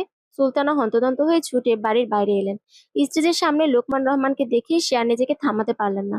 ছোট থেকে পেলে পোষে বড় করেছি রিদাকে। সে আত্মহত্যা করেছে কিনা তিনি শিওর জানেন না, তবে এই শব্দটা ভাবতেই হু হু করে কেঁদে ফেললেন। লোকমান রহমান পড়লেন বিপাকে। বরযাত্রী, অতিথি সবাই তাদের দিকেই তাকিয়ে আছেন। লোকমান রহমান কথা বলে বোনকে থামানোর চেষ্টা করেন, কিন্তু তাতে সুলতানার কান্না আরো বাড়ল। পিছু পিছু ছুটে এলেন আরো কয়েকজন। তারা হুট করে বলে উঠল, রিদা দরজা খুলছে না, ও ঘরে আত্মহত্যা করেছে। সহসা স্তব্ধ হয়ে গেল সকলে। এতক্ষণের এত হই হুল্লোড় হাসি মজা হঠাৎ করে থেমে গেল। লোকমান রহমান স্তব্ধ হয়ে গেলেন ক্ষণিকের জন্য। সম্বিত ফিরে পেতেই সদর দরজার দিকে ছুট লাগালেন। তার পেছন পেছন ছুটে গেল আফসান। দরজা ভাঙা হলো। রুমের সব কিছু ঠিকঠাক আছে। চট করে কেউ ধরতে পারবে না এখানে কেউ ছিল। লোকমান রহমান রুমের সবখানে খুঁজতে লাগলো। বাথরুমও খালি, বারান্দায় কেউ নেই। বন্ধ রুম থেকে রিদা গেল কোথায়? সে গায়েব হলো কি করে? আফসান ভ্রুকুঞ্চিত করলো। বারান্দায় দাঁড়িয়ে সে গভীর দৃষ্টিতে তাকিয়ে রইল দেয়ালের দিকে। বোঝা যাচ্ছে অনেক দিনের শ্যাওলা ধরা দেয়ালে হেঁটে গিয়েছে কেউ। আফসান ভারী নিঃশ্বাস ফেলল। রিদা পালিয়েছে। ভাবতে চোয়াল শক্ত হলো তার। তীরে এসে তরি ডুবতে সে কিছুতেই দিবে না। যেভাবেই হোক আজকে সে রিদাকে বিয়ে করবে। তাতেই হবে আশবিনের হার, আর সে জিতে হবে। এটা হচ্ছে তার প্রতিশোধ। আশবিনও তার মায়ের উপর তার রাগ আক্রোশ মেটানোর শেষ উপায়। আফসান ছোট থেকে সোফিয়া খাতুনকে অপছন্দ করে, বরং ঘৃণা করে বলা যায়। মা মারা যাওয়ার পর বাবা যখন দ্বিতীয় বিবাহ করে, তখন থেকে সে বাবা ও সোফিয়াকে ঘৃণা করতে শুরু করে। সোফিয়া খাতুন আফসানের মায়ের জায়গা নিয়েছে, এতে যেন তার শরীরের রক্ত টকবগিয়ে ওঠে। ছোট থেকে শুধু বাবার জন্য সোফিয়াকে সহ্য করেছে। আর যখন আশবিন হলো, তখন সোফিয়া খাতুন ও বাবার উপর জমা সব রাগ গিয়ে পড়লো আশবিনের উপর। ছোট থেকে আশবিনকে অনেক টর্চার করে আফসান। তার সেই টর্চার এখনো শেষ হয়নি। আফসান ধূপধাপ পা ফেলে রুমে এলো। তার সাঙ্গপাঙ্গকে বলতে গেল, তাদেরকে তার হবু বউকে খুঁজতে পাঠালো। পাঠানোর সময় হুমকি দিয়ে বলল, রিদাকে না পেলে সে সবাইকে মেরে ফেলবে। এমন সময় থানা থেকে ফোন এলো। ওসি ফোন দিয়েছে। কল রিসিভ করতেই ওপাশ থেকে ওসি বললেন সব ঘটনা। আজ বিকেলে আশবিনকে ওর বাবা জেল থেকে বের করে নিয়ে গেছে। আফসান রাগী দাঁতে দাঁত চেপে ধরল। মুহূর্তে হাতের ফোনটা মাটিতে ছুঁড়ে মারল। তার বাবা কি চাচ্ছে? আশবিনকে কেন জেল থেকে বের করেছে? আর বের করলেই তাকে বলেনি কেন? সে কি চাচ্ছেন? আর বরযাত্রীর সঙ্গে বাবা আসেনি? প্রশ্নের উত্তর পাবার জন্য নিজের বাড়ির উদ্দেশ্যে রওনা দেয় আফসান। শাহজাহান শিকদার ড্রয়িং রুমে বসে আছেন। তার সাথে আরো 10 জন বসে তারা কিছু নিয়ে আলোচনা করছে। আফসান চঞ্চল পায়ে এগিয়ে গেল। উচ্চ গলায় জিজ্ঞেস করলো, আশবিন কে? তিনি জেল থেকে বের করেছে কেন? শাহজাহান শিকদার স্বাভাবিক গলায় বললেন, আমার ছেলে বিনা অপরাধে জেলে থাকবে আর আমি বসে থাকবো? এই পর্যায়ে আফসানের চোখে চোখ পড়ল। বললেন, আমি বাবা হয়ে চুপ করে থাকতে পারি না। আফসান রুদ্র গলায় চেঁচিয়ে বলল, তোমার ওই হারামি ছেলে জেল থেকে বেরিয়ে আমার বউ নিয়ে পালিয়ে গেছে। একবার ওকে হাতে পাই, জানে মেরে ফেলবো। শাহজাহান শিকদার উঠে দাঁড়ালেন। তীব্র ক্ষোভে কষে চড় মারলেন আহসানের গালে। তবদা খেয়ে গেল আফসান। তোমার জন্য আমি কি করিনি বলো তো? তার বিপরীতে তুমি কি করেছো? ছোট থেকে আমাকে ব্যবহার করছো। তুমি তোমার মায়ের মতো হওনি। কার মতো হয়েছো আফসান? তোমার মধ্যে মন বিবেক বলতে কিছু নাই নাকি? ভাই হয়ে ভাইকে মারার প্ল্যান করেছো? কিভাবে? শাহজাহান শিকদার গিয়ে আফসানকে ধাক্কা দিল। যাদের সাথে এতক্ষণ বসে আড্ডা দিচ্ছিল তারা সব পুলিশ ও মেন্টাল হাসপাতালের ডাক্তার। আফসানকে ডাক্তারের কাছে তুলে দিল। তারপর দৃঢ় গলায় বললাম, ছোট থেকে একা একা থাকতে থাকতে ওর মানসিক সময় হয়ে গেছে। ওকে নিয়ে যান, সুস্থ করার জন্য যত টাকা লাগে সব দেব। আফসান বাবার এরূপ আচরণ কল্পনাও করেনি। তাকে অবাক করে দিয়ে দুজন লোক তাকে ধরলো নিয়ে যাওয়ার জন্য। আফসান শক্তি দিয়ে তাদের হাত সরিয়ে দিচ্ছে। সহসা আরো চারজন এলো। তারপর আফসানের হাত শক্ত করে ধরলো। আফসানকে কাবু করে তারা ওকে হাঁটু ভাঁজ করে বসিয়ে দিল ফ্লোরে। শাহজাহান শিকদার তার উপর ঘৃণার জন্য বাবা হয়ে ছেলের দিকে তাকাতে পারছে না। লজ্জায় মাথা কাটা যাচ্ছে। আফসানের চোখ ভয়ঙ্কর লাল হয়ে আছে। এতক্ষণ খুঁজে রিদাকে পায়নি। সে কোথায় আর কিভাবে গেছে এখনো জানা যায়নি। তারপর তার উপর এই অবস্থায় পড়ে গেল। আফসান গর্জন করে উঠল। সে কিছুতেই আশবিনকে জিততে দিবে না। প্রতিবারের মতন এবারেও সে জিতবে না। তার কপালে দুঃখ লেখা আছে, কেবল দুঃখ। আফসান লাফিয়ে উঠল। চারজনের শক্তিও যেন তাকে ধরে রাখতে পারছে না। ডক্টর ফয়সাল হাসান ও পুলিশ কমিশনার আব্দুল্লাহ মামুন দৃঢ় চোখে তাকিয়ে আছেন। আফসানের পাগলামো দেখে তারা শিওর হলেন ওর মানসিকভাবে অসুস্থ। আব্দুল্লাহ মামুন ভ্রুকুচকে বললেন, আপনি চাচ্ছেন ওকে মেন্টাল হাসপাতালে পাঠিয়ে দিই? শাহজাহান শিকদার মাথা নাড়লেন। বড় ছেলে তার বড় আদরের সন্তান। ছোট থেকে তাকে বুকে আগলে রেখেছেন, কিন্তু কখনোই তার মনের অবস্থা জানতে পারেননি। তার মানসিক অবস্থা দিন দিন খারাপ হয়েছে সে ধরতেই পারেনি। সন্তানকে বুঝতে না পারার ত্রুটি তারও রয়েছে, কিন্তু এখন তার চিকিৎসা প্রয়োজন। সে বাইরে থাকলে মানুষের ক্ষতি করবে। যে ছেলে নিজের বাবাকে মারতে চায় তার পক্ষে যে কোনো কিছু করা পসিবল। আফসান উচ্চকণ্ঠে বলল, আমি কোথাও যাব না। আমি পাগল না বাবা। আচ্ছা আচ্ছা, আমাকে যেখানে ইচ্ছে পাঠিয়ে দিও। তার আগে বিয়ে করতে দাও। আজ যদি হৃদয়ের সাথে আমার বিয়ে না হয় তাহলে আশবিন ওকে পেয়ে যাবে। আমি হেরে যাব বাবা। শাহজাহান শিকদার চোয়াল শক্ত করে বললেন। ওকে আমার সামনে থেকে নিয়ে যান। শাহজাহান শিকদার ভারী নিঃশ্বাস ফেলে সিঁড়ির দিকে এগিয়ে গেলেন। রাগে কষ্টে চোখ দিয়ে টপ টপ করে পানি পড়ছে। সারা জীবন লোকজনের ভালো মন্দ দেখতে দেখতে নিজের ঘরের দিকে নজর দেওয়ার সময় পাননি তিনি। স্ত্রী, স্কুলের শিক্ষক সবাই কত করে বলেছিল আফসান মাঝে মধ্যে অদ্ভুত আচরণ করে, কিন্তু তিনি সেসব অদেখা করেছেন। কারো কথা কানে নেয়নি। তার কাছে তো ছেলে নর্মাল থাকতো, আর সুযোগ পেলেই আশবিনকে খারাপ বানাতো। মানুষ তার শত্রুর সাথে এমন করে না যা সে ভাই হয়ে করে গেছে। শাহজাহান শিকদারের বুকে ব্যথা করছে। তিনি সিঁড়ির উপরে বসে গেলেন। মাথায় হাত দিলেন শাহজাহান শিকদার। ছোট বাচ্চাদের মতন চিৎকার করে কাঁদতে ইচ্ছা করছে তার। তিনি কখনো কল্পনাও করেননি এমন দিনও তাকে দেখতে হবে। সোফিয়া খাতুন 2 সিঁড়ি নামলেন। শাহজাহান শিকদারের পাশে বসে তার পিঠে হাত বুলাতে লাগলেন। তিনি মুখে একটা কথাও বললেন না। চুপচাপ বসে রইলেন স্বামীর পাশে। হৃদার এখনো খোঁজ পাওয়া যায়নি। চারিদিকে তন্ন তন্ন করে খুঁজেও তার সন্ধান পাওয়া যায়নি। মেয়ে তার কোথায় গেছে ভেবে ভেবে পাগল প্রায় লোকমান রহমান। সুলতানা সে তখন থেকে হাউমাউ করে কাঁদছেন। ইন্সপেক্টর জালাল উদ্দিন লোকমান রহমানের সামনে বসে আছেন। প্রায় 6 ঘন্টা হয়ে গেছে। এখনো হৃদাকে খুঁজে পাওয়া যায়নি। লোকমান রহমানের মুখটা মলিন হয়ে গেছে। মেয়ের চিন্তায় চিন্তায় এক ঢোক পানিও খাননি তিনি। ইন্সপেক্টর জালাল উদ্দিন বেশ কয়েকগুলো কথা বলে তিনি এবার চলে গেলেন, কিন্তু লোকমান রহমান স্থির হয়ে বসতে পারছেন না। তিনি পায়চারি করছেন। বিয়েতে আসা অতিথিরা অনেক ধরনের বাজে কথা তাকে শুনিয়ে গেছে, আর বরযাত্রী ফিরে যাওয়ার সময় অনেক কথা বলেছে। মেয়ের চরিত্রে দাগ লাগিয়েছে অনেকে। আফসান, সে যে হঠাৎ চলে গেল, তারপর আর কোনো খবর নেই। লোকমান রহমান পাগল প্রায়। এমন সময় হঠাৎ করে তার ফোনের রিংটোন বেজে উঠল। ফোন ধরলেন তিনি। Unknown number. কল রিসিভ করতে ওপাশ থেকে হঠাৎ ধ্বনিত হলো একটি কণ্ঠ। লম্বা করে সালাম দিয়ে সে বলল, আসসালামু আলাইকুম শ্বশুর আব্বা। অভিনন্দন, আপনি তো শ্বশুর হইয়া গেছেন। মিষ্টি খাওয়াবেন না? কণ্ঠস্বরের মালিককে চিনতে বিড়ম্বনা হলো না লোকমান রহমানের। তিনি চোয়াল শক্ত করলেন। ক্ষিপ্ত হয়ে গেলেন তিনি। উচ্চ স্বরে বললেন, আশবিন, তুই আমার মেয়েকে কিডন্যাপ করছিস। তোকে আমি খুন করব। আশবিন শান্ত কণ্ঠে বলল, এইসব অশুভ কথা মুখেও আনিয়েন না শ্বশুর আব্বা। আমার কিছু হলে যে আপনার মেয়ে বিধবা হয়ে যাবে। আশবিন ঠোঁট কামড়ে হাসলো। তারপর বলল, শ্বশুর আব্বা, আমাদের যতই খুঁজেন পাবেন না, তাই দুশ্চিন্তা না করে রিল্যাক্স করুন। আমরা 2-1 বছরের আগে ফিরবো না। আপনার জন্য নাতিপুতি নিয়ে তবেই ফিরবো।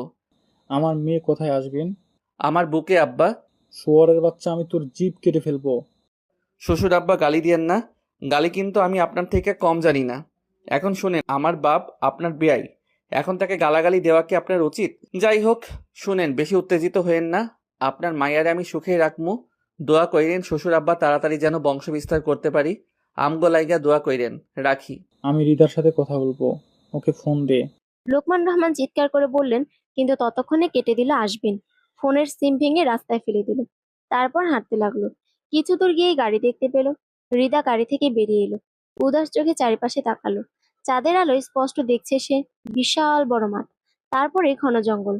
হৃদা মাটির দিকে তাকালো। তার ঠিক সামনে ছোট ছোট ফুলে ভরা গাছ। বেশ ভালো মিষ্টি ঘ্রাণ আসছে তা থেকে। হৃদা মাটিতে বসলো। ঘুম থেকে ওঠার পর আশেপাশে আজবিনকে না দেখে মোটেও ঘাবড়ে গেল না সে। বসে বসে আজবিনের অপেক্ষা করতে লাগলো। হৃদা আকাশের দিকে তাকায়। ঘন ঘন নিঃশ্বাস ফেলল। প্রায় ঘন্টাখানেক হয়ে গেছে, আজবিন এখনো ফিরছে না। দূর দূরান্ত থেকে অদ্ভুত সব পশু পাখির ডাক ভেসে আসছে। হৃদা ঢোক গিলল। এদিক ওদিক তাকিয়ে দেখলো যতদূর চোখ যাচ্ছে শুধু মাঠ আর মাঠ। কোনো ঘর বাড়ি নেই। কোথায় আছে সে? এখন কি করবে সে? আজবিন কোথায়? হৃদা একরাশ অভিমান নিয়ে আকাশের দিকে তাকায়। তারপর মৃদু স্বরে বলল, আমি এমনভাবে ওর অপেক্ষা করছি যেন আমার সব অপেক্ষা ওর জন্যই। হৃদা গাড়িতে ঘুমিয়েছিল।